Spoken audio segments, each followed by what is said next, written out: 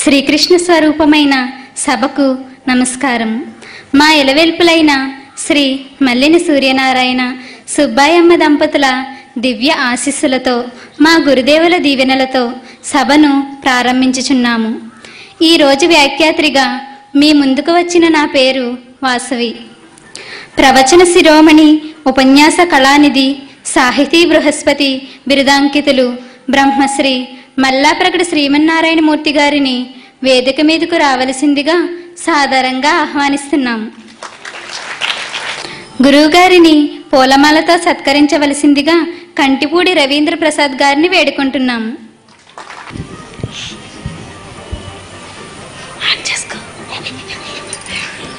గురు బ్రహ్మ గురుర్విష్ణు గురుదేవో మహేశ్వరః గురు సాక్షాత్ పరం బ్రహ్మ తస్మై శ్రీ గురవే నమః.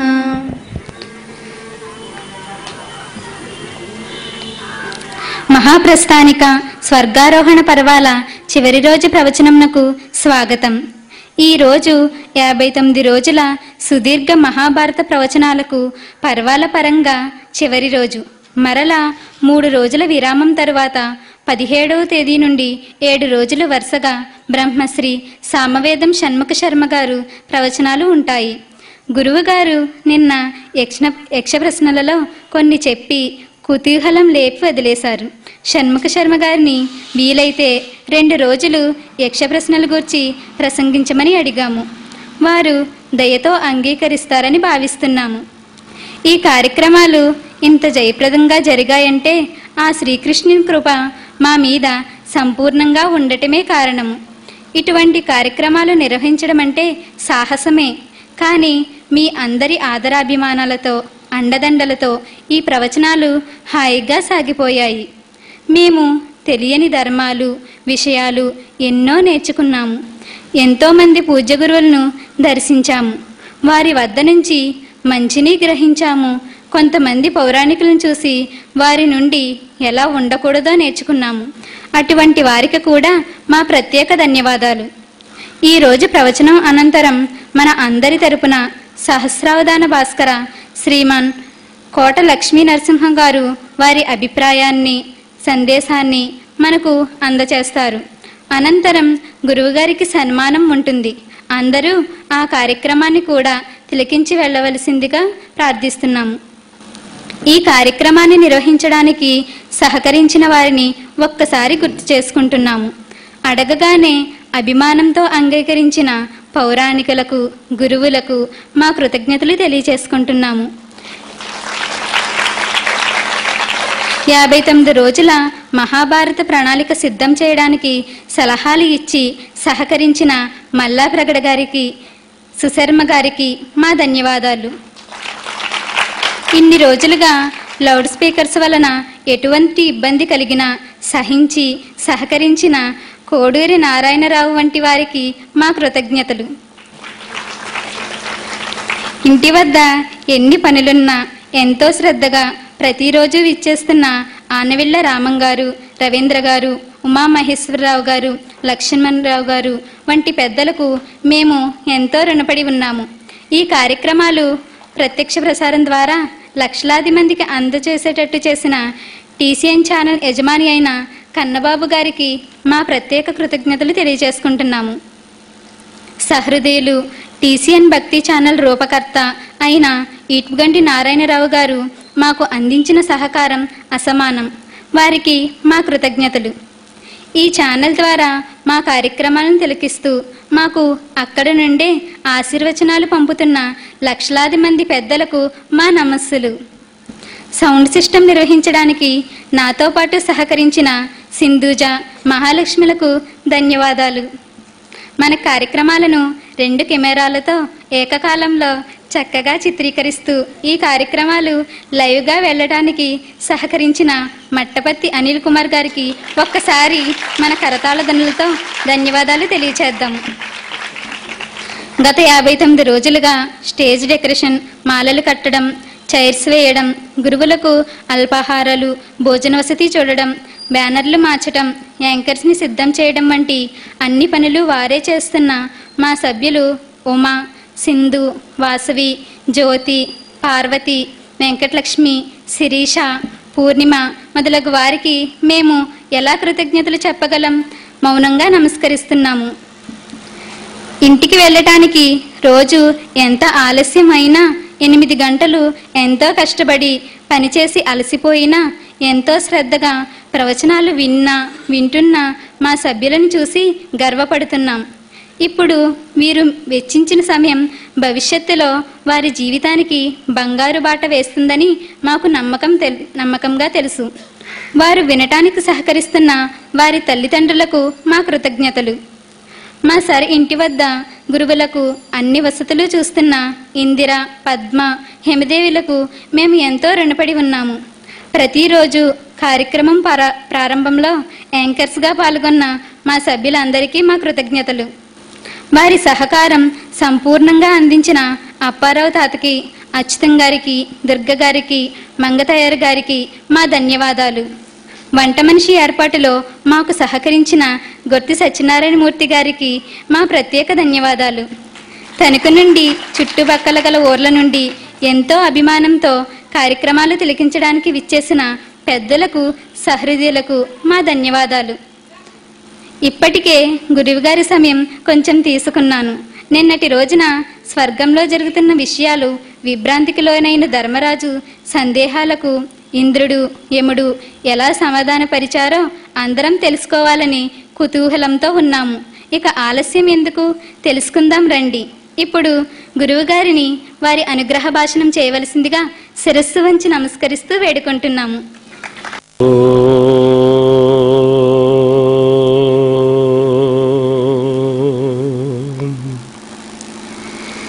నారాయణ సమారంభాం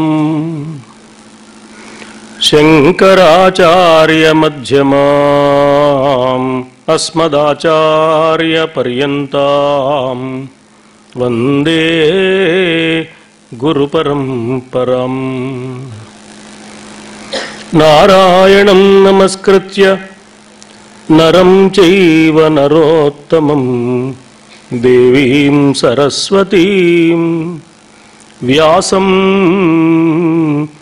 తతో జయముదీరయేత్. నగుమొగమున్ సుమధ్యమును నల్లని దేహము లచ్చికాటపట్టగునురమున్ మహాభుజములంచిత కుండల కర్ణముల్ మదే భగతి నీలవేణియు కృపారస దృష్టియు గల్గువెన్నుడు ఇమ్ముగ పొడసూపుగాత కనుమూసిన ఎప్పుడు విచ్చునప్పుడు భద్రమైనట్టి సుమధుర పదములెప్పుడు వీనులారగా ఓ ప్రభూ వినగనిం. నిస్తులానందమున హృది నింపునట్టి సుందరములగు విషయముల్ చూడనిమ్ము. నీదు మహిమల పాడుచు నీదు పనికి జీవితమునంకితముగ చేయు కొరకు నాదు దేహము దృఢముగా నడువనిమ్ము. ఒడలు మరపించి మది శాంతి బడగజేయు మలయ పవనపు వీచికల్ మందగతుల విశ్వమునన్ ఎల్లకాలము వీవనిమ్ము. భద్రమైనట్టి సుమధుర పదములెప్పుడు వీనులారగ ఓ ప్రభూ వినగనిమ్ము. సమస్త ప్రాణి హృదంతర్యామి, సర్వజీవ చైతన్య స్వరూపుడు, మహాభారత కథానాయకుడు కృష్ణ పరమాత్మ పాదార విందాలకు సభక్తికంగా సహస్రాధికంగా మునుముందుగా ప్రణమిల్లుతున్నాను.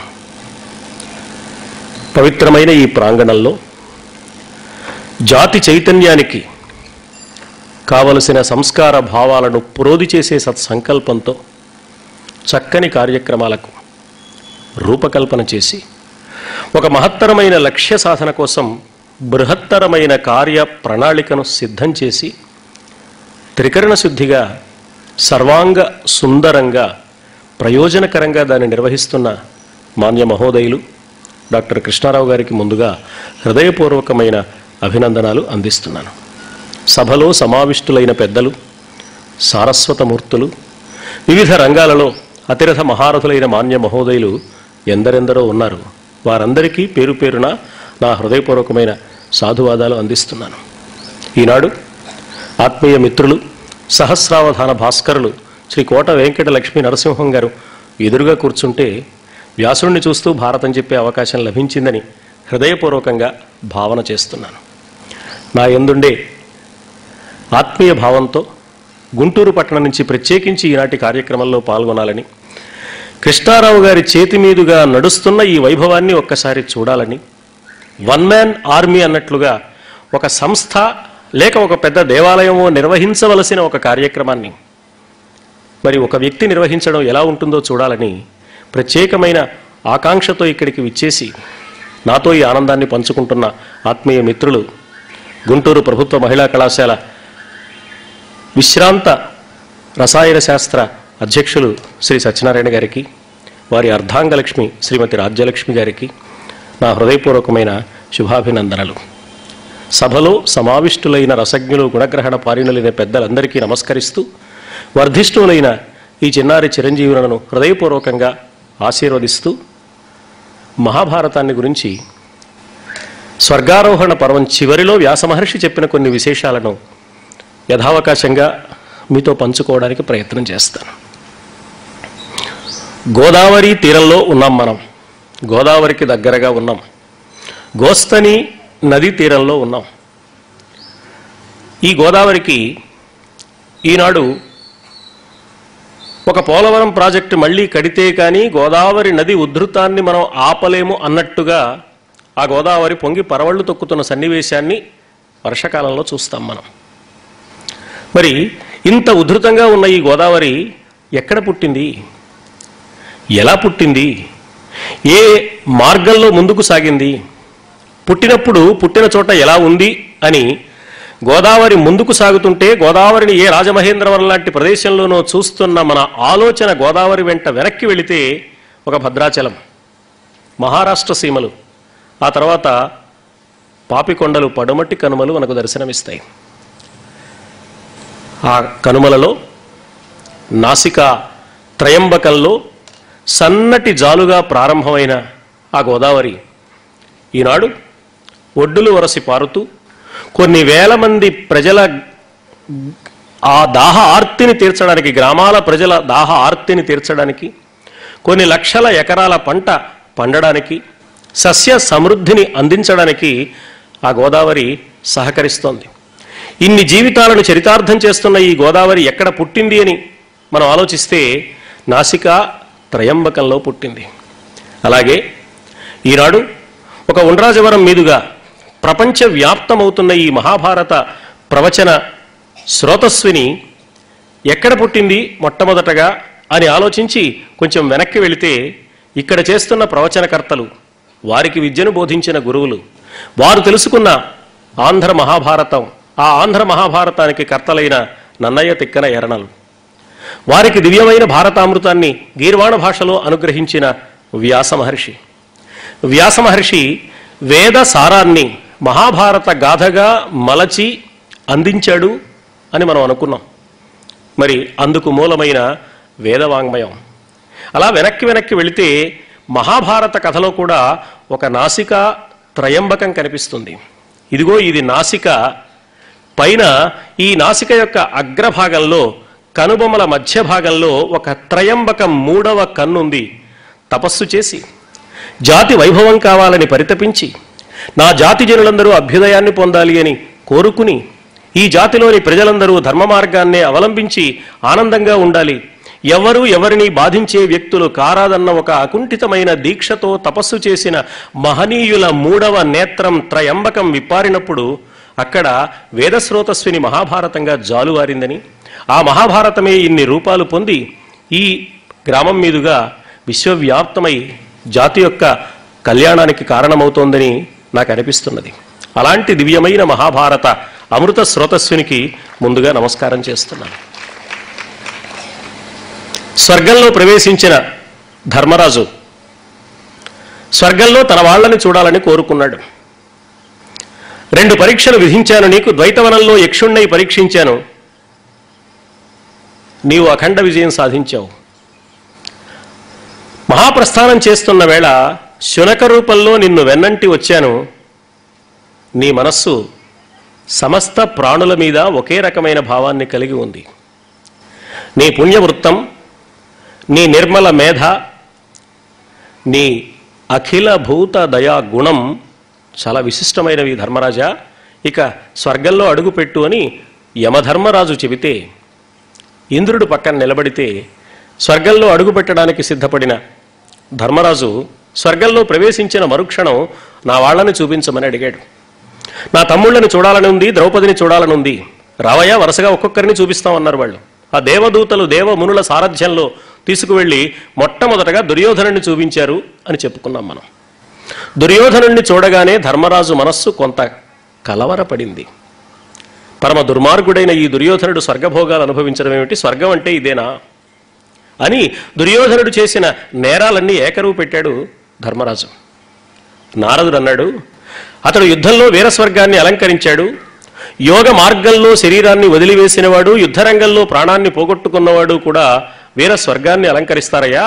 అందువల్ల అతడి విషయంలో నువ్వు మరోలా ఆలోచించవలసిన అవసరం లేదు. స్వర్గలోకంలో నువ్వుండి భూలోకంలో జరిగిన విషయాలు తవ్వుకుంటావు ఎందుకు, బాధపడకు అన్నాడు. అలా నారదుడికి ధర్మరాజుకి కొంతసేపు సంభాషణ జరిగిన తర్వాత ధర్మరాజు అన్నాడు, సరే దీని విషయం అలా ఉంచు, ఇంతకీ నా వాళ్ళు ఎక్కడున్నారు, వాళ్ళని చూడాలని నా మనస్సు కుతూహలపడుతోంది. హాయిగా ముందు స్వర్గ సౌఖ్యాలు అనుభవించవయ్యా, నీ వాళ్ళని నిదానంగా చూద్దువుగాలే అన్నారు వాళ్ళు. కాదు, నా తమ్ముళ్లను ద్రౌపదిని నా కోసం యుద్ధం చేసి ప్రాణాలు వదిలిన విరాట ద్రుపదుల్లాంటి మహానుభావుల్ని చూడకపోతే నాకు సంతృప్తి లేదు, మనశ్శాంతి లేదు. ఈ స్వర్గ సౌఖ్యం దాని ముందు ఎందుకు కొరగాదు. వాళ్ళందరినీ చూచి ఆ తర్వాత మీరు చెప్పినట్లుగా స్వర్గ సౌఖ్యాలు ఏవో అనుభవిస్తే అనుభవిస్తాను, ముందు వాళ్ళని చూపించండి. మీరు ఏది చూడాలి అనుకుంటే అది చూపించమని, ఎక్కడికి వెళ్ళాలి అనుకుంటే అక్కడికి తీసుకువెళ్ళమని దేవేంద్రుడు ఆజ్ఞాపించారు. కాబట్టి రండి, మీ వాళ్ళన్న చోట చూపిస్తాను అని వాళ్ళు తీసుకెళ్లారు. ఆ మార్గం అతి భయంకరంగా ఉండడం, ఇది స్వర్గమేనా అనే సందేహం ధర్మరాజునకు కలగడం, ఆయన ప్రశ్నించడం, ఇది కూడా దేవతల అధీనంలో ఉన్నదని వారు సమాధానం చెప్పడం, ఆ తర్వాత ధర్మరాజునకు కొన్ని కంఠస్వరాలు నరక యాతనలు అనుభవిస్తున్న వారి కంఠస్వరాలు వినిపించడం, నీవెదురుగా ఉంటే నీ మీదుగా వీస్తున్న గాలి మాకు ఆహ్లాదకరంగా ఉండి నరక యాతనల నుంచి మాకు ప్రశాంతతను కలిగిస్తున్నదయ్యా, కాసేపు అక్కడే నిలబడమని ఆ కంఠస్వరాలు కోరడం. అందుకు అంగీకరించి ధర్మరాజు అక్కడే నిలబడి ఇంతకీ మీరెవరని ప్రశ్నించడం. వాళ్ళు కర్ణుడు, భీమసేనుడు, అర్జునుడు, నకులుడు, సహదేవుడు, ద్రౌపది, ధృష్టద్యుమ్నుడు, అభిమన్యుడు, ఉపపాండవులు, తనకు సంబంధించిన వారంతా నరక యాతనలు అనుభవిస్తున్నారని ధర్మరాజు తెలుసుకోవడం నిన్నటి రోజున మనం విన్నాం. అలా తెలుసుకున్న ధర్మరాజుకి చాలా బాధ కలిగింది. దైవమకట ఇట్లు చేసెనే, కీడేమి చేసిరొక వీరలు, ఇన్న రకమునకు ఎగుదేరవలసిన ఎట్టిది. ఏం తప్పు చేశారని వీళ్ళంతా నరకంలో ఉన్నారు. ఎప్పుడు ధర్మబద్ధమైన జీవితాన్ని గడిపేవాళ్లే, ధర్మం ప్రకారం బ్రతికే వాళ్ళకి నరకమా? తోచినట్లు బ్రతికి ఇష్టం వచ్చినట్లు ప్రవర్తించిన పరమ దుర్మార్గులైన వారికి స్వర్గమా? ఏమిటి పైలోకాల్లో ఇలాంటి పక్షపాతం కనపడుతోంది? ఇక్కడ ఏ అన్యాయం జరుగుతోంది? ఎక్కడ లోపం ఉన్నది? లోపం నాలో ఉన్నదా, ఈ వ్యవస్థలో ఉన్నదా? అర్థం కాక చాలా బాధపడ్డాడు. క్షణకాలం పాటు ధర్మరాజుకి దేవేంద్రుడి మీద వ్యతిరేక భావం కూడా కలిగింది. వాసవాద్యమరులు నీచులు వీరిని ఏ విచారము ఇంచుకను లేక, ఇట్టి కష్టపుటిడుమల బెట్టెడిదే. ఏమాత్రం ఆలోచన లేకుండా, ఇంగిత జ్ఞానం లేకుండా దేవేంద్రుడు మంచివాళ్ళైన నా వాళ్ళని ఇలా నరకయాతనలకు గురి చేస్తాడా? ధర్మమా తెరగుమాలితే నీవు. ధర్మదేవత బహుశా తన పద్ధతిని మరచిపోయి ఉంటుంది. ఎలా ప్రవర్తించాలో తెలిసినా కూడా ఆ సమయంలో ప్రవర్తించవలసిన విధానం తెలుసుకోకుండా మరచిపోయిన కారణం చేత ధర్మదేవత తప్పు చేసింది అని నాకు అనిపిస్తోంది అనుకున్నాడు ధర్మరాజు. అంత మాత్రమే కాదు, సజ్జనమాన్యులు అలఘు సత్యపరులు దయాఢ్యులు నిత్యదానరతులు బహుదక్షిణాంచిత క్రతు వితాన పావితాత్ములు. ఎన్ని విశేషణాలు చెప్పారో చూడండి. సజ్జనమాన్యులు, సజ్జనులైన వారందరూ పాండవులను గౌరవిస్తారు. మంచితనం అంటే ఏమిటో తెలిసిన వారికి మంచివారి విలువ తెలుస్తుంది. కాబట్టి సజ్జనులైన వారు పాండవులు ఎంత ఓర్పు గలవారో, పాండవులు ఎంత కష్ట సహిష్ణుత గలవారో, పాండవులు ఎదుటివారు చేసిన దురాగతాలను మరచిపోయి వారికి ఆదుకునే స్వభావం కలిగిన వారో, పాండవులు ఎంతటి దయాగుణం కలిగిన వారో, పాండవులు ఎంతటి శరణాగత రక్షణ ధర్మాన్ని పాటించే స్వభావం కలిగిన వారో సజ్జనులైన వారికి అర్థమవుతుంది. కాబట్టి వారందరూ పాండవుల్ని గౌరవిస్తారు. కనుక పాండవులు సజ్జనమాన్యులు. అంత మాత్రమే కాదు, అలఘు సత్యపరులు, తక్కువ కాని గొప్పదైన సత్యాన్ని అనుసరించేవారు. సత్యాన్ని అనుసరించడం అన్న తర్వాత తక్కువ సత్యం, ఎక్కువ సత్యం, చిన్న నిజం, పెద్ద నిజం అని ఉండవు. మరి అలఘు సత్యపరులు అంటే మనం జాగ్రత్తగా ఆలోచించాలి. వ్యాస మహర్షి మహాభారతాన్ని జాతికి అందించిన తర్వాత తెలుగు భాషలో నన్నయ్య గారు భారతానికి శ్రీకారం చుట్టిన తర్వాత నన్నయ్య గారు తన గురించి ఒక మాట చెప్పారు. నేను ఇలాంటి వాడిని అలాంటి వాడిని అయిన నన్ను రాజరాజ నరేంద్రుడు ఆహ్వానించి మహాభారత ఆంధ్రీకరణం ప్రారంభించవయ్యా, వ్యాస హృదయాన్ని తెలుగు వారికి అందించే విధంగా రచన చెయ్యి అన్నాడు. మహాభారతాన్ని అనువాదం చెయ్యి అన్లా. పారాశర్యముని కృష్ణద్వైపాయనముని వృషభ అభిహిత మహాభారతబద్ధ నిరూపితార్థమేర్పడ తెలుగున రచయింపుము అధిక ధీయుక్తిమయిన్. కేవలం అనువాదం అయితే 2 భాషల్లో నైపుణ్యం ఉంటే చాలు. కానీ వ్యాస హృదయాన్ని అవగాహన చేసుకుని దాన్ని మళ్ళీ తెలుగులో రాయాలి అంటే అధిక ధీయుక్తి కావాలి. కాబట్టి మళ్ళీ రాయమంటున్నాడు. అందుకని నన్నయ్య గారి ప్రతి మాట కూడా రాజరాజ నరేంద్రుడు ఏ కోరికతో మహాభారతాన్ని తెలుగు జాతికి అందించాలని భావించాడో ఆ కోరికకు అనుగుణంగా సాగింది. అందుకని నన్నయ్య చెప్పిన ప్రతి మాట చాలా విలువైన మాట. ఆ నన్నయ్య మాటనే తిక్కన తన బాటగా స్వీకరించాడు. నన్నయ్య వ్యాసుణ్ణి అనుసరించాడు, తిక్కన నన్నయ్య వ్యాసులు ఇద్దరిని అనుసరించాడు. ఎర్రన నన్నయ్యను, తిక్కనను, వ్యాసుణ్ణి అనుసరించాడు. అందువల్ల ఆంధ్ర మహాభారతం ఇంత అందంగా మనకు వచ్చింది. నన్నయ్య తన గురించి తాను చెప్పుకుంటూ అన్న మాట నిత్య సత్యవచనుడు, అంటే ఎప్పుడూ నిజమే మాట్లాడేవాడు అని. అది ఏమంత గొప్ప విషయం.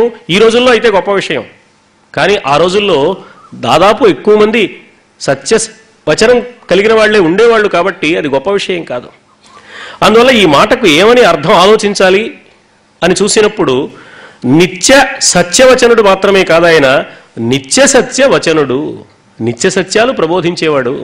కేవలం మహాభారత కథ చెప్పడం మాత్రమే కాక ఆ కథ చాటున మనం అందుకుని ఆస్వాదించవలసిన ఆలోచన సుధను కూడా అందించడానికి నన్నయ్య భట్టారకుల వారు ఎన్నెన్నో మహత్తర సత్యాలను రాసిపోశారు. కాబట్టి ఆ నిత్య సత్యాలు మానవుడి జీవితాన్ని వైభవంగా నడిపిస్తాయి. నిత్య సత్యాలను మానవుడు గుర్తించాలి. త్రికాల ఆబాధితమైన సత్యాలను మానవుడు అర్థం చేసుకోవాలి. అందుకు మహాభారతం సహకరిస్తుంది అని నన్నయ్య గారు చూపిన వెలుగు బాట.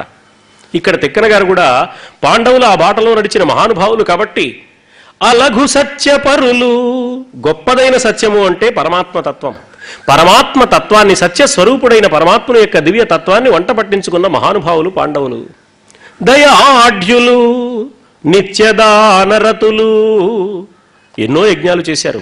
బహు దక్షిణాంచిత క్రతువితాన పావితాత్ములు, ఎన్నెన్నో అద్భుతమైన యజ్ఞాలు యాగాలు చేసి వేద విధులైన బ్రాహ్మణోత్తములకు విశేషమైన దక్షిణలు ఇచ్చి వారి మన్ననలు, ఆశీర్వచనాలు అందుకున్న మహానుభావులు. అంతటి వాళ్ళకి ఇట్టి అనర్హంపు పాటుపడిరి, కూడని స్థితిలో ఉన్నారు. వాళ్ళు ఇలా ఉండకూడదు, స్వర్గభోగాలు అనుభవిస్తూ ఉండాలి. ఆ దుర్యోధనుడు నరకయాత్రలు పడుతూ ఉండాలి. ఇది దానికి అటు ఇటుగా తారుమారైపోయింది. ఒకటను మేలుసేయని సుయోధనుడు ఇమ్మెయి దేవపూజ్యుడై సకల సుఖానుభూతియు అజస్రము పెంపు వహింపనొప్పి. ఒక్కనాడు కూడా ఎవ్వరికి ఏ విధమైన మేలు చేసినవాడు కాదు దుర్యోధనుడు. ఒకటను మేలుసేయని సుయోధనుడు, ఇక్కడ మేలు అంటే ఉపకారం మాత్రమే కాదు, మంచి పని. మేలైన పని, కీడైన పని. ఎవ్వరికీ ఏనాడు ఏ ఉపకారము చేయలేదు సరిగదా, పోనీ తాను బాగుపడడం కోసం కూడా ఒక్క మంచి పని చేసినవాడు కాదు. తన తెలివిని ఉపయోగించాలనుకున్నాడే తప్ప తన హృదయాన్ని ఆలోచింపచేసి సన్మార్గంలో ప్రవర్తించడానికి తన హృదయం మీద అన్ని విషయాలను పరిశీలించుకుని ఇటువంటి పని నేను చేయవచ్చునా లేదా అని అంతరాత్మలోకి పరిశీలన చేసుకుని చూసుకున్నవాడు కానే కాదు. ఆత్మ విమర్శ అనే గుణం బొత్తిగా లేనివాడు. అందువల్ల అతడు ఎప్పుడూ ఇతరులకు అపకారమే చేస్తాడు, కానీ ఎన్నడూ ఎవరికీ ఉపకారం చేయడు. మంచి పని అసలే చేయడు. అలాంటి వాడు ఒకటను మేలు చేయని సుయోధనుడు అమ్మెయి దేవపూజ్యుడై. దేవతలందరూ గౌరవిస్తున్నారా? స్వర్గ సౌఖ్యాలు ఇచ్చారా? సకల సుఖానుభూతియు అజస్రము పెంపు వహింపనొప్పి దృష్టికి కడు వ్రేకనై. తిక్కన గారు చాలా గొప్పగా ప్రయోగించారు ఈ మాట. వ్రేక అంటే భరించలేనిది, దృష్టికి కడు వ్రేకనై. అసలు దుర్యోధనుడు స్వర్గ సౌఖ్యాలు అనుభవిస్తూ దివ్య సింహాసనం మీద వైభవంగా కూర్చోవడాన్ని చూడలేకపోయాడు ధర్మరాజు. అది చూడ్డానికే దుర్భరంగా ఉంది. ఆ చూడ్డాన్ని తట్టుకోలేకపోయాడు. ఇలాంటి దృశ్యమా నేను స్వర్గంలో చూసేది అనుకున్నాడు. అందుకని దృష్టికి కడు వ్రేకనై తనదు చెల్వలు చుట్టలు తాను సంతసంబు కలిమినేచి మిన్నడచి పుణ్య పదావృతుడై వెలింగెడు. దుర్యోధనుడు అనుభవిస్తున్న స్వర్గసుఖ అనుభవం ధర్మరాజంతటి వాడికి కూడా చూడ్డానికి దుర్భరంగా తోచింది. ఎందువల్ల? దుర్యోధనుడి ప్రవృత్తి మీద ధర్మరాజుకు ఒక అభిప్రాయం ఉంది కాబట్టి. మానవ మనస్తత్వం ఎప్పుడూ కూడా కొన్ని అభిప్రాయాల వెంట ప్రయాణం చేస్తుంది. ఆ అభిప్రాయం అతడి ప్రవర్తన వల్ల ఏర్పడవచ్చు, తన ఆలోచన వల్ల ఏర్పడవచ్చు, రెండు కలిసి కూడా ఏర్పడవచ్చు. ఏమైనా ఒక అభిప్రాయం అంటూ ఏర్పడిన తర్వాత మనం ఎదుటి వ్యక్తిని ఈ అభిప్రాయం అనే రంగుటద్దాలలో నుంచి మాత్రమే చూస్తాం. ఈ రంగుటద్దాలు తొలగించి యథార్థాన్ని దర్శించే ప్రయత్నం చేయాలి. ధర్మరాజు అంతటి వాడు కూడా దుర్యోధనుడు దుర్మార్గుడు అనే అభిప్రాయంలోనే ఉన్నాడు. అందుకని ధర్మరాజుకు ఏమనిపించింది? దుర్యోధనుడు అనుభవిస్తున్న స్వర్గ సుఖాలు ఏమాత్రము నాకు సహించరానివిగా ఉన్నాయి, నేను తట్టుకోలేకపోతున్నాను. దృష్టికి కడు వ్రేకనై. ఇంత అసహనం ధర్మరాజుకు కలిగింది దుర్యోధనుడి విషయంలో. అందుకని ఆయన చాలా బాధపడ్డాడు. ఈ బాధ రెట్టింపైంది తన వాళ్ళు నరకంలో బాధపడుతూ ఉండే దృశ్యాన్ని చూసేటప్పటికి. ఈగ కాలియంతయే నీయు పాపంబు వీరి వలన కనుట వినుట కలుగదు ఒక్కనాడు. ఈగ కాలంత పాపం కూడా ఎన్నడూ చేసిన వాళ్ళు కాదు ద్రౌపది గాని, భీమసేనుడు గాని, అర్జునుడు గాని, నకుల సహదేవులు గాని, ధృష్టజ్యుమ్నుడు గాని. వాళ్ళకి ఇంత కష్టం వచ్చిందా? అట్టి ఉత్తములకు విధి పాడిమాలి ఇట్టి పాటు తెచ్చే. ఏం తప్పు చేశారని ఈ నరకాన్ని వీళ్ళకి విధించాడు? దైవం చాలా తప్పు చేసింది, పొరపాటు చేసింది, ధర్మాన్ని తప్పి ప్రవర్తిస్తోంది. నా మనస్సు నిలబడడం లేదు, నా మనస్సు స్థిమితాన్ని కోల్పోయింది.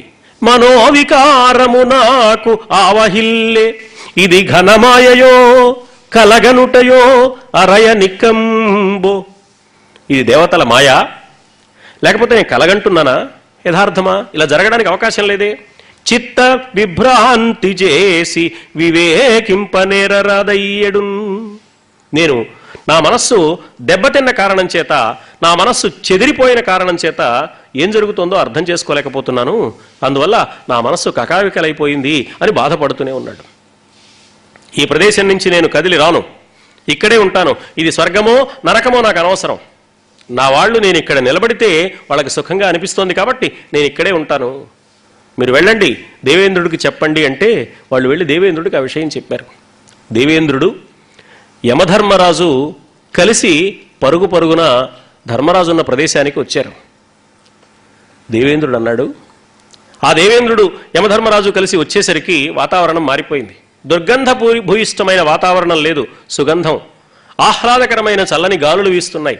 నరకయాతనలు పడుతున్న వాళ్ళు చేసే ఆర్తనాదాలు ఆగిపోయాయి. వాళ్ళు చాలా సుఖంగా హాయిగా ఉన్నారు. నరకయాతనలను తట్టుకునే స్థితి ధర్మరాజు వల్ల కలగడం కాదు, అసలు ఆ బాధలే వాళ్ళకి లేవు.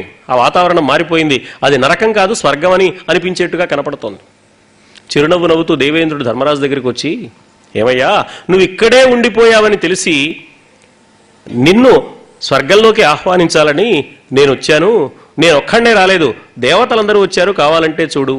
వివిధ దేవతా గణాల వారు వచ్చారు, మహర్షులందరూ వచ్చారు, దేవదూతలందరూ వచ్చారు, సిద్ధులు, సాధ్యులు, చరణులు, విద్యాధరులు, గంధర్వులు, కిన్నరులు, కింపురుషులు, మొత్తం వివిధ దేవతా వర్గాల వాళ్ళంతా వచ్చి ధర్మరాజుకి 2 చేతులు జోడించి ప్రార్థిస్తున్నారు, నువ్వు రావయ్యా స్వర్గానికి అని. నీవు ఇచ్చోనునికిని ఇద్దేవతలందరూ నువగచి ధిషణాగుణ సంభావిత నిన్ను తోడ్కొని పోవచ్చిన వారు కినుక పో విడువవలెన్. కోపాన్ని వదులుకోవయ్యా. దుర్యోధనుడికి ఏదో అన్యాయంగా స్వర్గం లభించిందని, మిగిలిన వాళ్ళకి భీమ, అర్జున, నకుల, సహదేవాదులకు అన్యాయంగా నరకయాతనలు కలుగుతున్నాయని నీ కోపం వచ్చింది. ఆ కోపాన్ని వదులుకో. ధిషణాగుణ సంభావిత, అది వాళ్ళు పిలిచి అన్నమాట. ధిషణ అంటే బుద్ధి. మానవుడి బుద్ధి చురుకుగా పనిచేసినప్పుడు చురుకైన ఆ బుద్ధిలో సత్యమే కనపడాలి, కానీ సత్యం కానిది సత్యం వలె కనిపించకూడదు. నిజం కానిది నిజంలా కనిపిస్తే, నిజం కానిదాన్ని నిజంగా చూపించే ప్రయత్నం చేసినా, నిజం కానిదాన్ని నిజం అనుకున్నా అతడి ధిషణ సక్రమంగా లేదని అర్థం.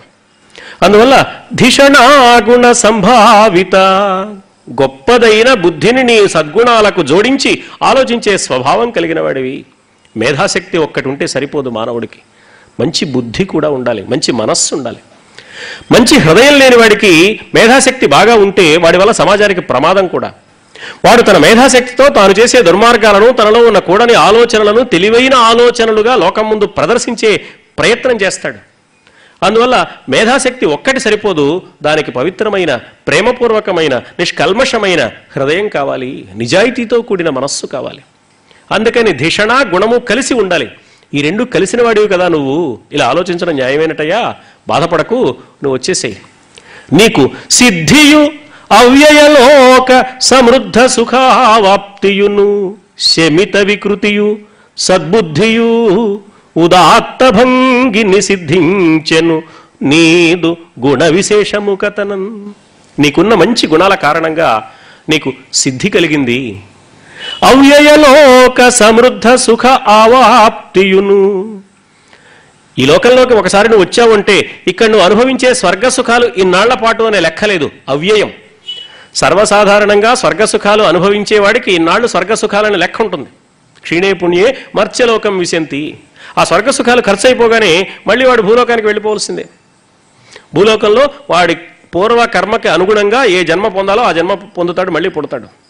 కాబట్టి స్వర్గంలో ఉన్నంత మాత్రాన అది గెలుపు కాదు, అది తాత్కాలికమైన సౌకర్యం మాత్రమే. కానీ నీకు ఇప్పుడు మేము అందిస్తున్న ఈ స్వర్గం ఉందే, ఇది అయిపోయేది కాదు.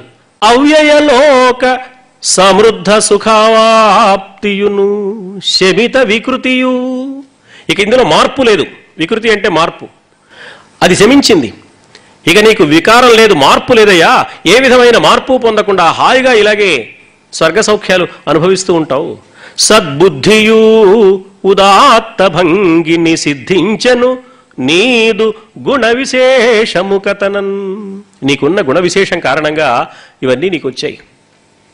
ధర్మరాజు చాలా అశాంతితో ఉన్నాడు, ప్రసన్నంగా లేడు. అన్యాయం జరిగిందనే బాధ ధర్మజుడి మనస్సులో నుంచి పోవడం లేదు, వీళ్ళు ఎన్ని మాటలు మాట్లాడుతున్నా.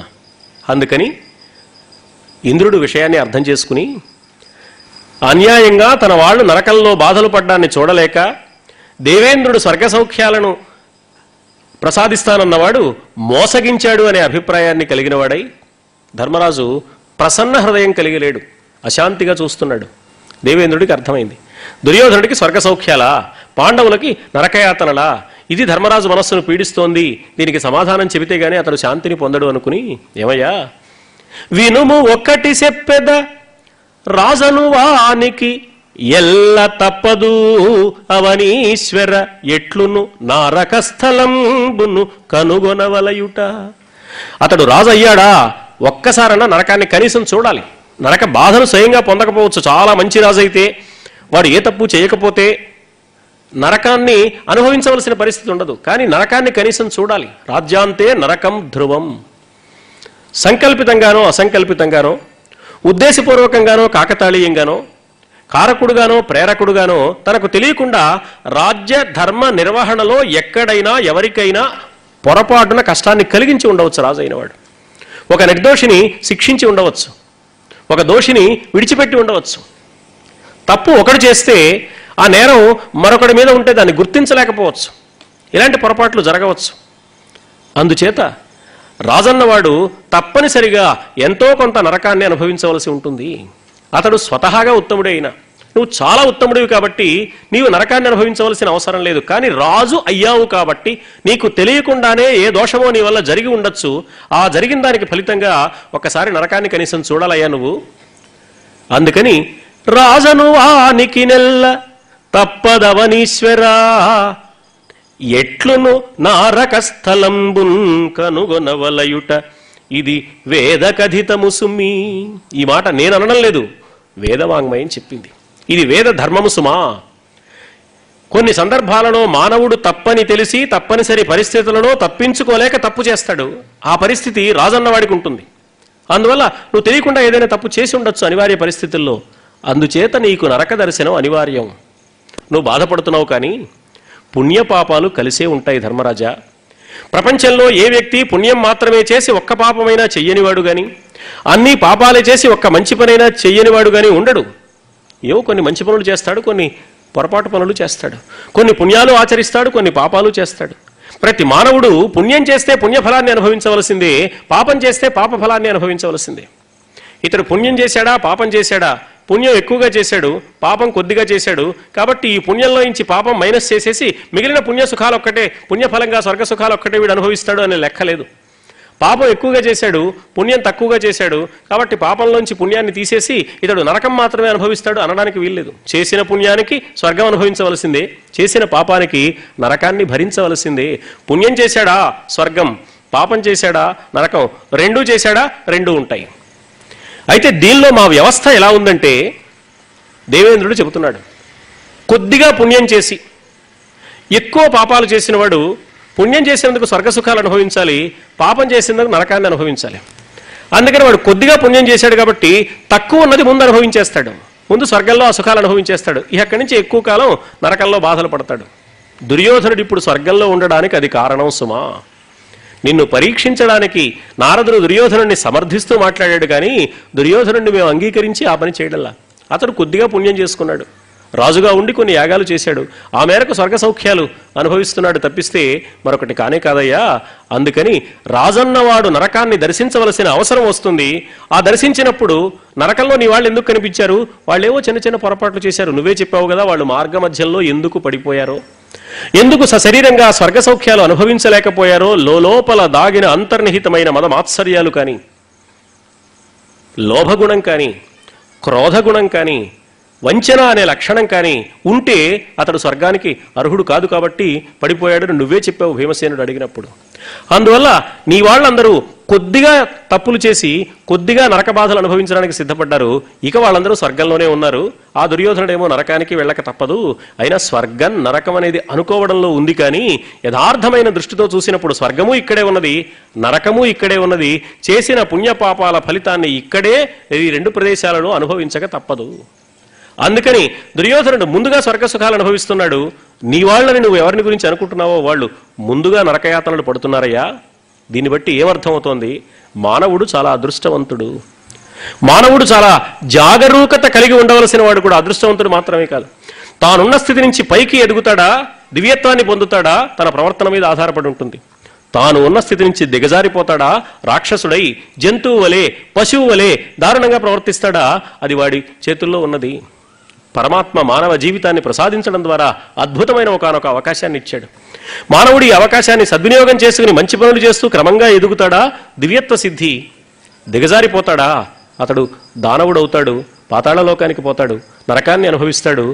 ఈ సాత్విక స్థితిని పొందుతాడా, రాజస స్థితి తామస స్థితిలో కూరుకుపోతాడా అనేది అతడి ప్రవర్తన మీద ఆధారపడి ఉంటుంది, సాధన మీద ఆధారపడి ఉంటుంది.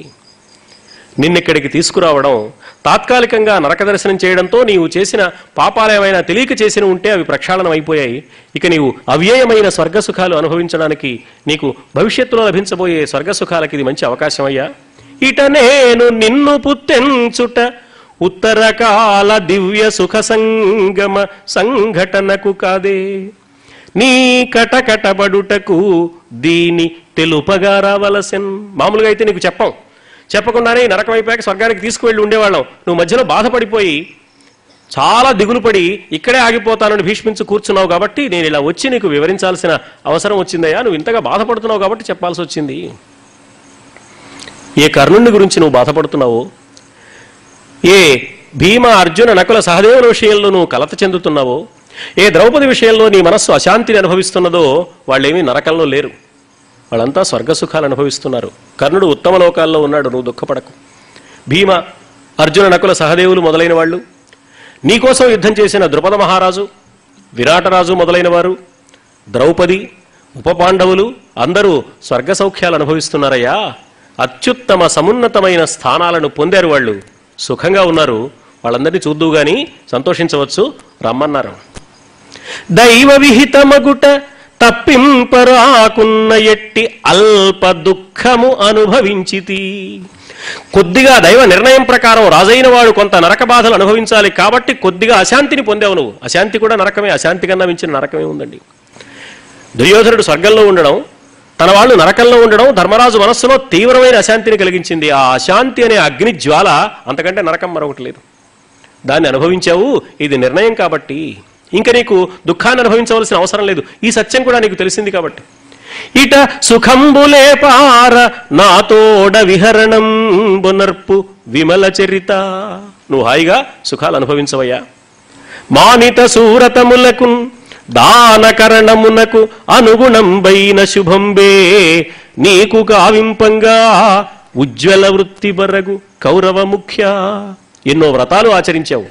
అసలు జీవితాన్నే ఒక వ్రతంగా మలచుకున్నావు నువ్వు. ఎన్నో దానాలు చేసావు. వాటికి ఏ సత్ఫలితం రావాలో ఆ ఫలితం నీకు కట్టబెట్టడానికి అది నా బాధ్యత కాబట్టి నిన్ను తీసుకువెళ్దామని వచ్చానయ్యా. నువ్వు రావాల్సింది. రాజసూయ అశ్వమేధ అధ్వరముల సంచితంబులైన ఉదాత్తలోకంబులు అనుభవింపుము. రాజసూయం చేశావా? అశ్వమేధం చేశావా? రాజసూయ అశ్వమేధాలను నిర్వహించిన సార్వభౌముడు నువ్వు. మహారాజులైన వారు గొప్ప గొప్ప యాగాలు చేస్తే ఆ యాగాలలో విశేషంగా అన్నదానం చేస్తారు. ఆ యాగాలలో విశేషంగా దక్షిణలు ఇస్తారు. ఆ యాగాలలో విశేషంగా ప్రజల క్షేమానికి కావలసిన మంచి పనులు చేస్తారు. కాబట్టి యాగం ఎప్పుడు చేయాలి అంటే ఇదిగో ఈ స్థితి వచ్చాక యాగం చేయాలి అనే నియమం ఉంటుంది. కాబట్టి ఆ స్థితి కల్పించడానికి వాళ్ళు ప్రజాక్షేమానికి అనుగుణంగా ఎన్నో మంచి పనులు చేస్తారు. కాబట్టి 2 గొప్ప యాగాలు నువ్వు నిర్వహించావు కనుక నీ వల్ల లోకానికి చాలా మంచి జరిగింది. లోకానికి ఇంత మంచి చేసిన మహానుభావుడికి ఎప్పుడైనా స్వర్గ సౌఖ్యాలు అమరి వస్తాయి, అందుబాటులో ఉంటాయి. కాబట్టి దివ్యమైన ఉదాత్త లోకాల్లో హాయిగా స్వర్గ సౌఖ్యాలు అనుభవిద్దు గాని అక్షయోదార సౌఖ్యంబులాహవిల్ల. నువ్వు హాయిగా అనుభవించవయ్యా, ఆనందించవయ్యా. మాంధాత చక్రవర్తి, నలుడు, హరిశ్చంద్రుడు, దిలీపుడు, దుష్యంతుడు, భరతుడు మీ వంశంలో పూర్వులు, వీళ్ళందరూ ఏ గొప్ప సుఖాలు అనుభవించారో అదిగో అటువంటి దివ్య సుఖాలు నువ్వు కూడా పొందవచ్చు. 6 చక్రవర్తుల పేర్లు చెప్పాడు దేవేంద్రుడు. మనకి సాధారణంగా సంప్రదాయంలో షట్చక్రవర్తులు అని ఒక 6 ఉన్నారు. ఆ 6 వీళ్ళు కాదు. వాళ్ళలో హరిశ్చంద్రుడు ఉన్నాడు, నలుడు ఉన్నాడు, కానీ మిగతా వాళ్ళు మారారు.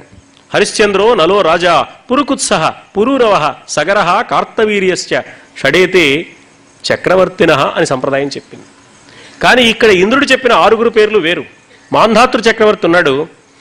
ఆయనకు కష్టం కలిగితే అంతటి పుణ్యాత్ముడు ప్రపంచంలో లేడు కాబట్టి ఇంతటి పుణ్యాత్ముడైన వాడికి తప్పక రక్షణ కలిగించాలని దేవేంద్రుడే స్వయంగా వచ్చి మాంధాతృ చక్రవర్తికి రక్షణ కల్పించాడు. అది మాంధాతృ చక్రవర్తి యొక్క గొప్పతనం. దేవేంద్రుడి నుంచి ప్రత్యక్షంగా రక్షణను పొందాడు. స్వర్గంలో ఉండవలసిన దేవేంద్రుడు భూమి మీదకి వచ్చి మాంధాత చక్రవర్తి కోసం బాధ్యత పడి నేను రక్షిస్తున్నాను, నీకోసం నేనున్నాను అన్నాడు. అంతటి బాధ్యత దేవేంద్రుడు పడే అంతటి పుణ్యం చేసిన మహానుభావుడు మాంధాత చక్రవర్తి. అందుకని ఆయనకి స్వర్గ సౌఖ్యాలు. ఇక నలుడున్నాడు, జీవితం అంతా కష్టాలే పడ్డాడు. కానీ జీవితం అంతా కష్టాలు పడినా ఏ కష్టాలలో ఏనాడు ధర్మాన్ని మరచిపోలేదు. అందుకని ఆయన మహానుభావుడు అన్నారు. నువ్వు అరణ్యవాసం చేశావు, అతడు నీకంటే ఎక్కువ కష్టాలు పడే అరణ్యవాసం చేసిన మహానుభావుడు. ఇక హరిశ్చంద్రుడున్నాడు, ఒక్క సత్యవాక్కు కోసం జీవితాన్ని వెచ్చించిన మహానుభావుడు. దిలీపుడున్నాడు, గోమాత సర్వదేవతా స్వరూపమని భావించి గోసేవ చేసి జీవితాన్ని చరితార్థం చేసుకున్న మహానుభావుడు. దుష్యంతుడి కథ అంటావా? చాలా ప్రత్యేకమైన కథ. గుండెకు అపరిమితమైన బాధ కలిగించే గుండెకోతను విరహం రూపంలో అనుభవిస్తూ కూడా ప్రజాపరిపాలనలో ఏ విధమైన ఏమరుపాటు చెందని మహానుభావుడు దుష్యంతుడు. ఇక భరతుడా మీ వంశానికి మూలపురుషుడు. కాబట్టి ఇలాంటి మహానుభావులైన 6 చక్రవర్తులు ప్రాచీన కాలంలో మీ వంశానికి చెందిన పూర్వులైన వారు ఏ గొప్ప స్వర్గ సౌఖ్యాలు తమ పుణ్యప్రదమైన ప్రవర్తన ద్వారా అనుభవించారో అలాంటి స్వర్గ సౌఖ్యాలే నీవు కూడా అనుభవించడానికి సిద్ధంగా ఉన్నావు. అందుకు అన్ని విధాల అర్హుడైన వాడివి. కానీ తాత్కాలికంగా స్వర్గంలో దుర్యోధనుణ్ణి, నరకంలో నీ వాళ్ళని చూసేటప్పటికి నీ మనస్సు చెదిరింది. కాబట్టి నువ్వు చేయవలసిన పని ఆకాశగంగలో స్నానం చేయి. ఆకాశగంగ ఇదే పుణ్యాకృతి ఇన్నది పరిప్లుతాంగుడవై శుశ్లోక నా చెప్పిన నృపలోకంబును మిగులుము అమర లోక సుఖములన్. నువ్వు హాయిగా ఆకాశగంగలో స్నానం చేసి వస్తే నీ మనస్సుకి ఇప్పుడున్న ఈ అశాంతి కూడా తొలగిపోతుంది, ప్రశాంతత లభిస్తుంది, స్వర్గ సుఖాలు అనుభవించడానికి అన్ని విధాల అవకాశం వస్తుంది. ఇదిగో ఆకాశగంగ స్నానం చేయవయ్యా అన్నాడు. అసలు ఆకాశంలో నది ఉంటుందండి. ఆకాశ గంగాని ఎందుకన్నారు? శ్రీ మహావిష్ణువు పాదాల నుంచి ఉద్భవించిన అద్భుతమైన ఒక మహాప్రవాహం భూమి మీదకి దిగి వచ్చింది. ఎందుకు శ్రీ మహావిష్ణువు పాదాల్లో పుట్టింది? విష్ణు పాదోద్భవీ గంగా అన్నారు. శ్రీ మహావిష్ణువు వామన రూపాన్ని ధరించి బలిచక్రవర్తి అహంకారానికి సమాధానం చెప్పి ముల్లోకాలను ఆక్రమించి వామనుడుగా వచ్చిన వాడు త్రివిక్రముడయ్యాడు. ఇది ఒక అద్భుతమైన కథ. పైకి మనకి వింతగా విడ్డూరంగా సందేహాలను కలిగించే కథ. బలిచక్రవర్తి ఏం నేరం చేశాడని, ఏ తప్పు చేశాడని మహావిష్ణువు వామన రూపంలో వచ్చి మోసగించాడు, ఆయన్ని అన్యాయంగా తొక్కేశాడు అని వాళ్ళ మనం వాదించడానికి వీలైన కథ. వాదించిన వాళ్ళు కూడా ఉన్నారు. కానీ జాగ్రత్తగా ఆలోచిస్తే వామనుడు నిజంగా బలిచక్రవర్తిని మోసగించాడా అంటే ఒక విధంగా మోసగించాడు, ఒక విధంగా చూస్తే ఉన్న విషయం ఏదో చెప్పనే చెప్పాడు. నువ్వెవరివయ్యా అని అడిగాడు బలిచక్రవర్తి. ఏ ఊరి నుంచి వచ్చావు అన్నాడు. నీ వాళ్ళెవరు అన్నాడు. మీ అమ్మా నాన్న ఎవరు అన్నారు. నువ్వేం చదువుకున్నావు అన్నాడు. నీకేం తెలుసు అన్నాడు. వీటన్నిటికీ ఆయన సమాధానాలు చెప్పాడు. ఇది నాకు నెలవని ఏ రీతి పలుకుదు ఒక చోటనక నిండి ఉండనేర్తూ. నేను సర్వాంతర్యామిని అని చెప్పనే చెప్పాడు. మామూలుగా ఒక బ్రహ్మచారి అయితే ఏదో ఒక ఊరు నివాస స్థానంగా ఉంటుంది, తాత్కాలికంగా ఆ ఊరి నుంచి మరో ఊరికి రావచ్చు. కానీ ఈ బ్రహ్మచారి ఒక చోటనక నిండి ఉండనేర్తూ, ఒక ప్రదేశం అని పేరు లేకుండా అంతటా నిండి ఉంటాను, సర్వవ్యాపకుడైన విష్ణువును నేనే అని చెప్పనే చెప్పాడు. పూని ముప్పో కలపోవనేర్తూ, సత్వరజస్తమో గుణాలను నడుపుతున్నవాడిని నేనే, భూత భవ్య భవత్ ప్రభు అయిన వాడు శ్రీ మహావిష్ణువు. కాబట్టి తన విష్ణుతత్వాన్ని పరోక్షంగా చెప్పనే చెప్పాడు. అంతేకాక నువ్వు 3 అడుగుల నేల నాకు దానం చేయవయ్యా అని అడుగుతూ 3 అడుగుల్ మేరయ త్రోవకిచ్చుటది నా భాగ్యంబు బ్రహ్మాండంబు నా పాలికిన్ మదాకాంక్షామితంబైన 3 అడుగుల్ మేరయ త్రోవక ఇచ్చుట. నేను కోరుతున్న 3 అడుగులు ఇస్తే చాలు నాకు. నువ్వేవో రకరకాల పేర్లు చెబుతున్నావు, అవన్నీ నాకు అక్కర్లేదు. గొడుగో జన్నిదమో కమండలువో నాకు ముంజియో దండమో. నాకేం కావాలి? ఓ గొడుగు కావాలి, ఓ కమండలం కావాలి, యజ్ఞోపవీతంలో ఏర్పాటు చేసుకోవడానికి ఓ ముంజి కావాలి, చేత్తో పట్టుకోవడానికి ఓ దండం కావాలి. ఇవి కావాలి. కానీ నాకు కరుల్ వామాక్షులస్వంబులెక్కడ నిత్యోచిత కర్మమెక్కడ. గుర్రాలు, ఏనుగులు, సంపదలు, వైభవాలు, స్త్రీలు ఇవన్నీ అంటావేమిటయా? వాటితో నాకేం పని? అందువల్ల నేను కోరుకున్న 3 అడుగులు ఇస్తే చాలు అన్నాడు. అంటే మానవుడు సంతృప్తిని పొందవలసిన అవసరం ఉన్నది అని తన సంతృప్తిని తెలియచేయడం ద్వారా బలిచక్రవర్తికి ప్రబోధించాడు. సంతృప్తి అనే గుణం నీకు లేకపోవడం వల్ల మీ రాక్షస రాజ్యం చాలక దేవతల రాజ్యం మీదకి దండయాత్ర చేశావు. దేవతల స్వర్గరాజ్యాన్ని నువ్వు ఆక్రమించావు. దేవతల్ని అన్యాయంగా నివాసం లేనివారుగా చేశావు. వారు చాలా ఇబ్బందులు పడే పరిస్థితిని కల్పించావు. ఇది ఎందుకు జరిగింది? ఈ సమస్త సృష్టి పరమాత్మది అనుకోవడం మానేసి ఇదంతా నాది అనుకున్నావు. అంతా తనది అనుకుంటున్న బలిచక్రవర్తికి ఒక సమాధానం చెప్పడానికి శ్రీ మహావిష్ణువు వచ్చి, సమాధానం ఒక బలిచక్రవర్తికి మాత్రమే కాదు, బలిచక్రవర్తిని వ్యాజంగా పెట్టుకుని సమస్త ప్రపంచానికి చెప్పడానికి వచ్చాడు. అందుకని ఆయన బలిచక్రవర్తిని తన పాదంతో పాతాళానికి పంపించాడు. పాతాళంలో సుతలము అనే ప్రదేశంలో నువ్వు ఉండు, రాబోయే సావర్ణి మన్వంతర కాలంలో నువ్వు ఇంద్రుడు అవుతావయ్యా అని పంపించాడు. కానీ బలిచక్రవర్తిని అన్యాయం ఏం చేయలేదు. ఇంతేకాక ఈ కథలో ఒక గొప్ప రహస్యం ఉంది. బలిచక్రవర్తికి విష్ణు అని తెలియచేయడానికి వీలుగానే వామనుడు మాట్లాడాడు. అయినా బలిచక్రవర్తి దానం చేసే మోజులో దీన్ని గుర్తించలేదయ్యా, ఆ వ్యామోహంలో ఉండిపోయాడు. ఆయన దాన కండూతిలో ఉన్నాడు, దాన కుతూహలుడై ఉన్నాడు. దానం చేయడం మీదే ధ్యాస తప్ప ఆయనకి మరో ఆలోచన లేదు. అందుకని విష్ణుమూర్తి వ్యంగ్యంగా చమత్కారంగా వామనుడు మాట్లాడితే గుర్తించగలిగే అవకాశం బలిచక్రవర్తి కలగలేదు అని మనం అనుకుంటే స్పష్టంగా వాళ్ళ గురువు గారే చెప్పారు. ధనుజేంద్ర ఈతడు ధరణీసురుడు కాడు, హరి విష్ణుడవ్యయుడు అదితి గర్భంబున కశ్యపసూనుడై కలిగెనకట. సర్వధనము విష్ణు సంసర్జనము చేసి బడుగు పగిది ఎట్లు బ్రతికెదివు.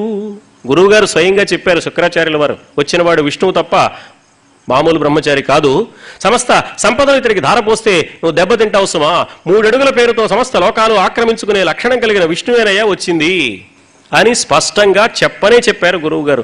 కాబట్టి బలిచక్రవర్తి ఈ కథలో మోసపోయాడు అనుకోవడం ఆ కథాస్వరూపాన్ని పైన చూసి తొందరపడి మనం మాట్లాడే మాట. అది పొరపాటు, తొందరపాటు. ఆ కథని జాగ్రత్తగా పరిశీలిస్తే బలిచక్రవర్తి ఏమీ మోసపోలేదని, బలిచక్రవర్తికి విష్ణుమూర్తే స్వయంగా చెప్పాడని, గురువుగారు కూడా చెప్పారని మనకు స్పష్టంగా తెలుస్తోంది. అందువల్ల అక్కడ ఏ విషయాన్ని చెబుతున్నాడు ఆయన?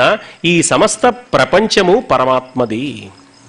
ఈ సమస్త ప్రపంచం పరమాత్మదని చెప్పడానికి ఒక పాదంతో ఆయన భూమిని ఆక్రమించాడు, ఇంకో పాదంతో దేవలోకాన్ని ఆక్రమించాడు, భూమి ఆకాశాలు ఆక్రమించాడు. ఒక పాదంబున భూమి గప్పి దివి వేరంటం నిరోధించి అని స్పష్టంగా పోతన్న గారు చెప్పారు.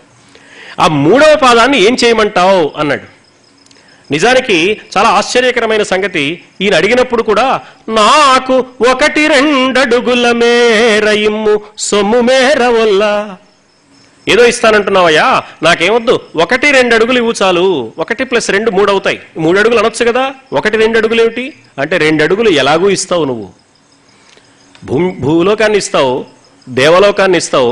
భూలోకం దేవలోకం నువ్వు ఇచ్చినా ఇవ్వకపోయినా నాదే. నీవుగా ఇవ్వవలసింది ఒకటి ఉంది సుమా, అది 1. ఏమిటా 1 అంటే నేను అన్న అహంకార భావన. బలిచక్రవర్తిలో ఒక అహంకారం ఉంది. అందుకని ఆ అహంకారంతో ఏమంటున్నాడు బలిచక్రవర్తి? దాత పెంపు సొంపు తలపవలదే. నా దగ్గరకు వచ్చి 3 అడుగులు అడుగుతావుటయ్యా, అడగడానికి నీకు అభ్యంతరంగా లేకపోయినా ఇవ్వడానికి నాకు మొహమాటంగా ఉంటుంది.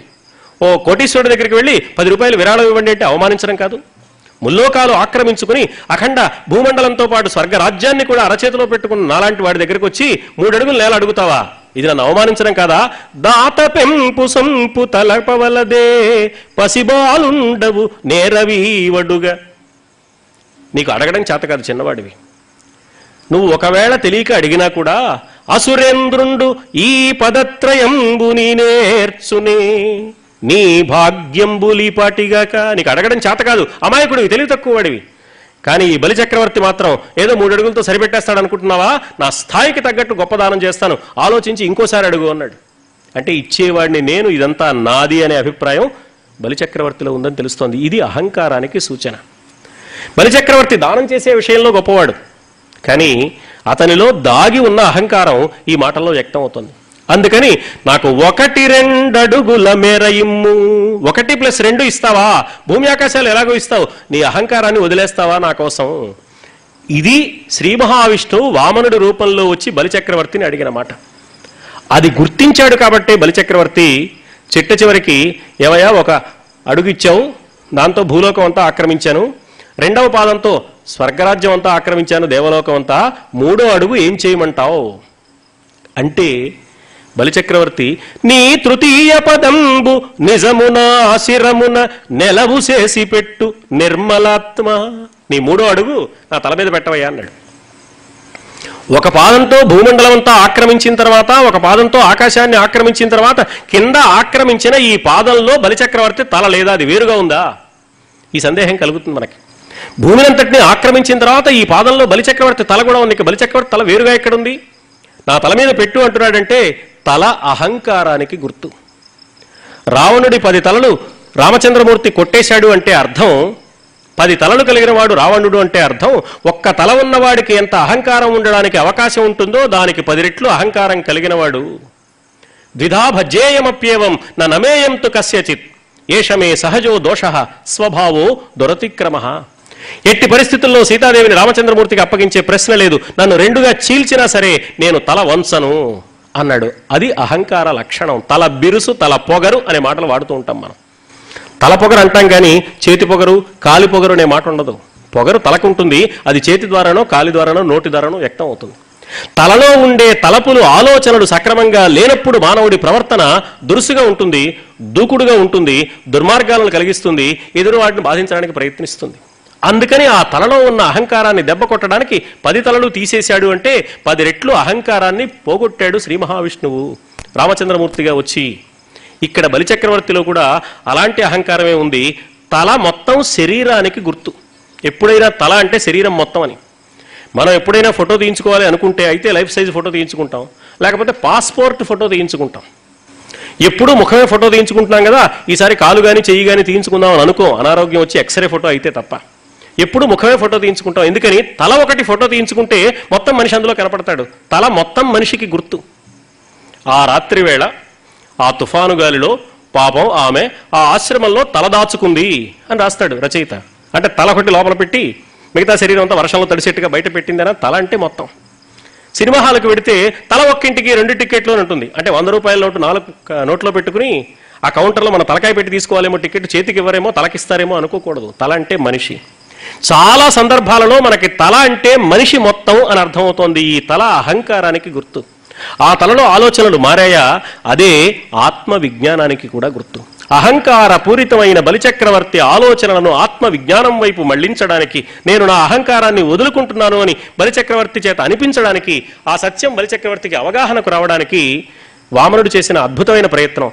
ఆ సందర్భంలో ఇంతటి గొప్ప సత్యాన్ని ప్రపంచవ్యాప్తం చేయడానికి, విశ్వవ్యాప్తం చేయడానికి నాకు తన నాభికమలలో నుంచి జన్మను అనుగ్రహించిన మహానుభావుడైన శ్రీ మహావిష్ణువు ఇంత పొట్టివాడైపోయి ఇప్పుడు త్రివిక్రమ రూపాన్ని ధరించి ఆకాశమండలం దాకా ఎదిగాడు కదా అని బ్రహ్మదేవుడు పరమానందాన్ని పొంది ఆ పాదం కడిగాడు.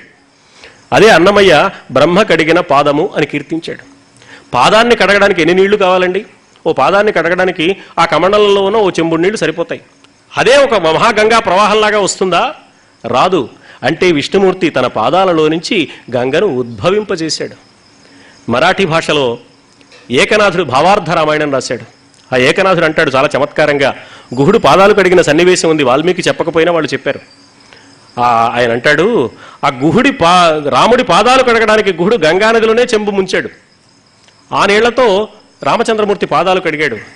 రాముడి పాదాలు కడగడానికి ఏ చెంబు గంగానదిలో ముంచి గుహుడు పాదాలు కడిగాడో ఆ కడగబడిన నీళ్లు అలా వచ్చి ఒక స్త్రీ రూపాన్ని ధరించి గుహుడి దగ్గరకు వచ్చి 2 చేతులు జోడించి నమస్కారం చేసేట. చాలా జాగ్రత్తగా ఒంటరిగా ప్రయాణం చేసే అమ్మాయిని పుట్టింటికి తీసుకొచ్చావయ్యా, నీకు ధన్యవాదాలు అని. అంటే రాముడి పాదాల దగ్గరికి వచ్చింది గంగ ఇప్పుడు గుహుడి వల్ల. అంటే నా కన్న తండ్రి శ్రీ మహావిష్ణువే రాముడు అని గంగ చెబుతోంది. విష్ణు స్వరూపుడు రాముడు అని చెప్పడానికి కవులు చాలా చమత్కారాలు చేశారు, కల్పనలు చేశారు. వాల్మీకి చెప్పకపోయినా తెలుగులో విశ్వనాథ వారు చేసిన కల్పనలు లాంటివి. అక్కడ మనకి ఏమర్థమవుతోంది? విష్ణువు పాదాల్లో నుంచి గంగ పుట్టింది. కేవలం బ్రహ్మదేవుడు కడిగిన నీళ్లు కావవి. విష్ణువు తన పాదాల్లో నుంచి గంగను పుట్టించాడు. ఎందుకు పుట్టించాడు అంటే గంగ పవిత్రతకు మారుపేరు కాబట్టి. ఏమిటా పవిత్రత యొక్క లక్షణం? ఏ మానవుడికి అహంకారం పనికిరాదు. బలిచక్రవర్తి యొక్క అహంకారాన్ని తొలగించడానికే ఈ పాదం అంత దూరం వెళ్ళింది. పరమాత్మ పాదాలను ఆశ్రయించాలి తప్ప ఏ వ్యక్తి అహంకరించడానికి అవకాశం లేదు అనే అద్భుత సత్యాన్ని ఆవిష్కరిస్తే అందులో నుంచి పుట్టింది గంగ కాబట్టి అక్కడి నుంచి కిందికి వచ్చింది. అలా ఆకాశం నుంచి కిందికి జాలువారుతున్న గంగ ఎలా ఉంటుంది? మనం స్నానం చేయడానికి వీలుగా ఇలా అడ్డంగా ప్రవహిస్తూ ఉండదు, పైనుంచి కిందికి వస్తుంది. అందులో ఎలా స్నానం చేస్తాడు ఎవడైనా? అలా గాల్లో తేలుతూ వెళ్ళి నుంచుని స్నానం చేయలేడు.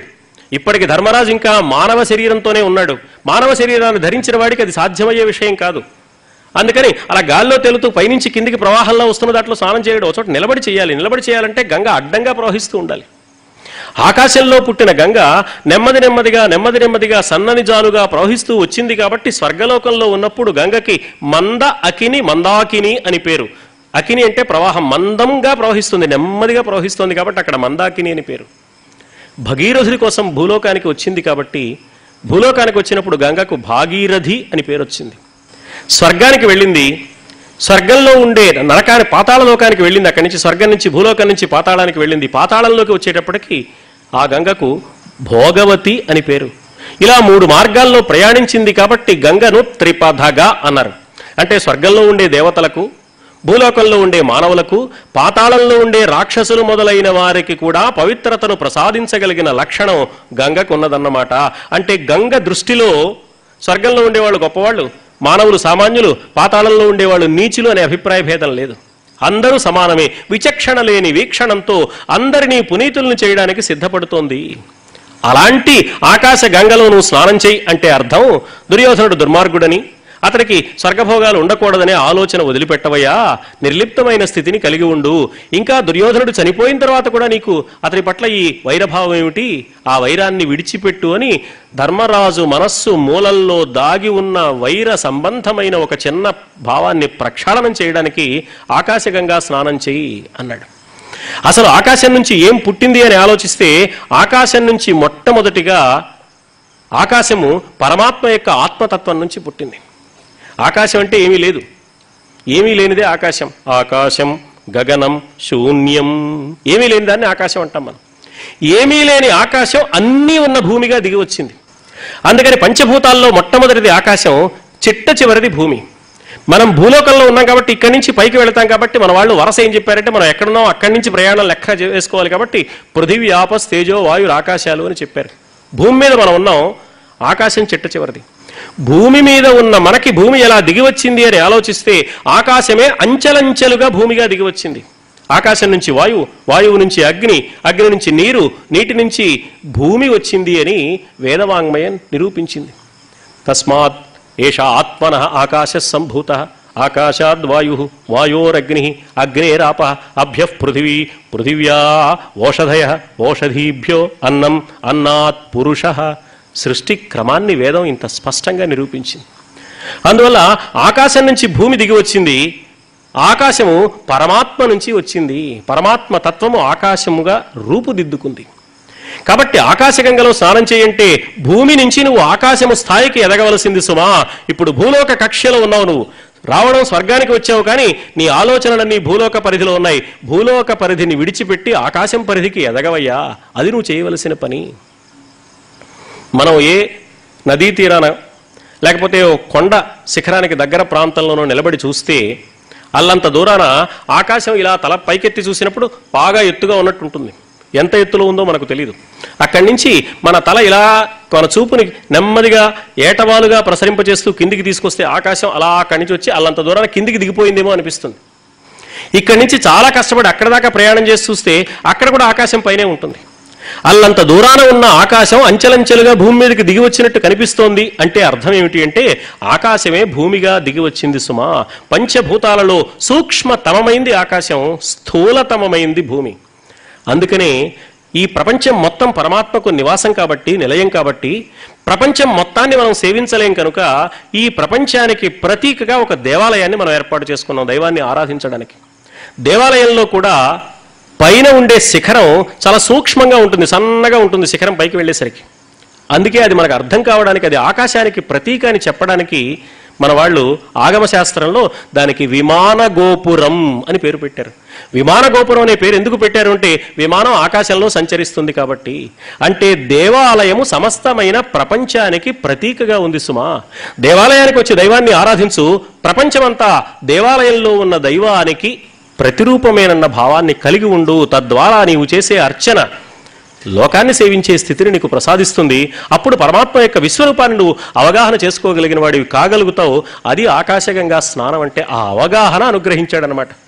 ఆకాశగంగ ఇదే పుణ్యాకృతి ఇన్నది పరిప్లుతాంగుడవై నృపలోకంబును మిగులుము అమరలోక సుఖములన్.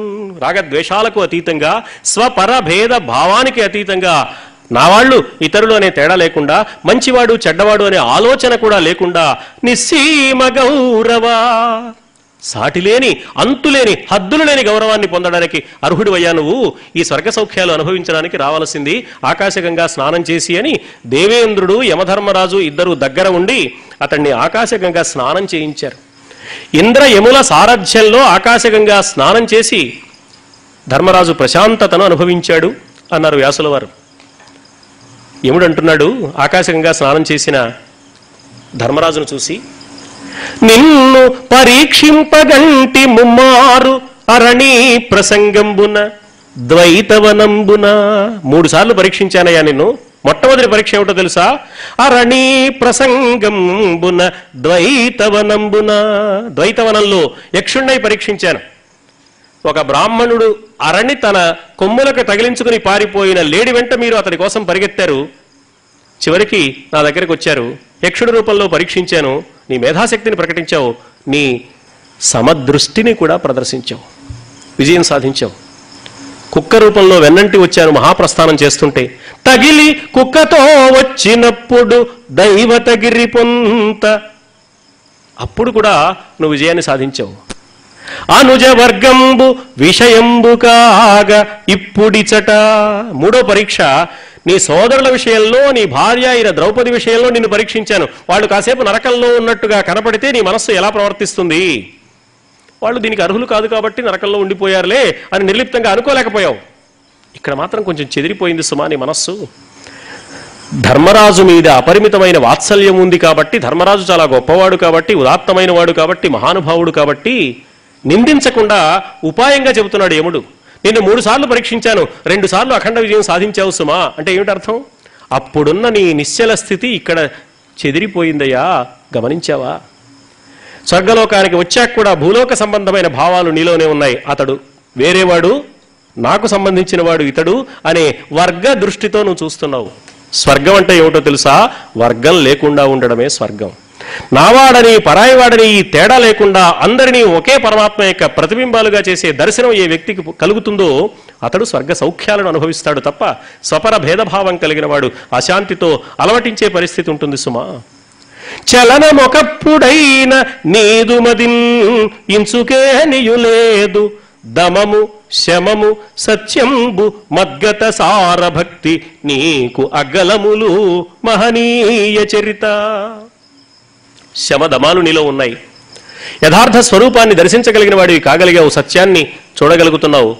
మద్గత సారభక్తి, నా మీద అసలైన భక్తి నీకున్నది. అసలైన భక్తి అంటే ఏమిటో నిన్న చెప్పుకున్నాం మనం. భక్తి యోగంలో పరమాత్మ చెప్పిన భక్తి. అద్వేష్ట సర్వభూతానాం మైత్ర కరుణ ఏవచ. అద్వేష్ట సర్వభూతానాం, సమస్త ప్రాణుల్లో ఎవ్వరి మీద ద్వేషం లేకుండా ఉండాలి. కానీ దుర్యోధనుడి మీద వైరభావం నీ మనస్సులో మిగిలిపోయింది కదా, అది తొలగిపోయి ఇప్పటికి నువ్వు మద్గత సారభక్తి కలిగిన వాడివి అయ్యావు సుమా. కాబట్టి నీకు అగ్గలములు మహనీయ చరిత పరిశోధితుండవయితి కలంక దొరగి సుఖివికమ్ము. నిన్ను పరిశోధించాను సుమా. పరి అంటే సమగ్రంగా, శోధన అంటే పరీక్షించడం. నిన్ను సమగ్రంగా పరీక్షించానయ్యా. మొదటి పరీక్ష కన్నా రెండవ పరీక్ష, రెండవ పరీక్ష కన్నా మూడవ పరీక్ష కఠినంగా ఉంటుంది మనకు తెలుసు. తరగతి పెరుగుతున్న కొద్దీ పరీక్ష చాలా కఠినంగా మారుతూ ఉండే విషయం మన జీవితంలో అనుభవమే. అందువల్ల ద్వైతవనంలో చేసిన పరీక్ష కన్నా మహాప్రస్థానంలో కుక్క రూపంలో వెన్నంటి వచ్చినప్పుడు చేసిన పరీక్ష చాలా విశేషమైంది. అందుకని ఇంద్రుడు అంతసేపు వాదించాడు. ఈ కుక్క లేకుండా నువ్వే లోపలికి రమ్మని రకరకాల కారణాలు చెప్పాడు. నువ్వు 1000 చెప్పు, 1,00,000 చెప్పు, ఇక్కడ నుండి తపస్సైనా చేస్తాను కానీ నేను రాను అన్నాడు. ఆ పరీక్షలో కూడా విజయం సాధించాడు. కానీ దుర్యోధనుని స్వర్గంలోనూ తన వాళ్ళని నరకంలోనూ చూసేటప్పటికి క్షణకాలం ఆలోచించకుండా ధర్మరాజు మనస్సు స్వపర భేద భావంలో మునిగిపోయింది. ఆ పరీక్షకు నువ్వు తట్టుకోలేకపోయావు సుమా. కుంతికి గొప్ప సమదర్శనం ఉంది అని మనం చెప్పుకుంటాం, కుంతీదేవి. అందువల్లనే మాద్రి తాను సహగమనం చేసే వేళ తన బిడ్డల్ని కుంతీదేవికే అప్పగించిందని, ఆ విషయం పెద్దలందరికీ బాగా తెలుసు కుంతి యొక్క ఔన్నత్యమని.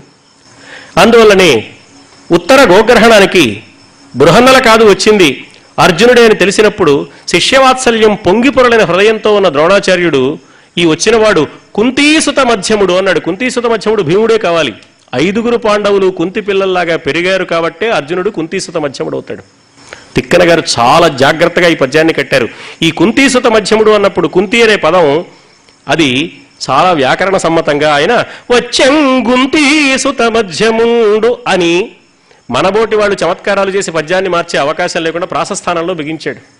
వచ్చినవాడు సామాన్యుడు కాదు, సాక్షాత్తు అర్జునుడైన భీష్మాచార్యుడు పరవశించిపోయి చెబితే ఆ వచ్చినవాడు ఎలా వచ్చాడు అంటే సింగంబు ఆకటితో గుహాంతరమునం చేట్పాటుమై నుండి మాతంగ స్ఫూర్జిత యూధ దర్శన సముద్యత్క్రోధమై వచ్చెన్ కుంతీసుత మధ్యముండు సమరస్థేమ అభిరామాకృతిన్ అన్నాడు.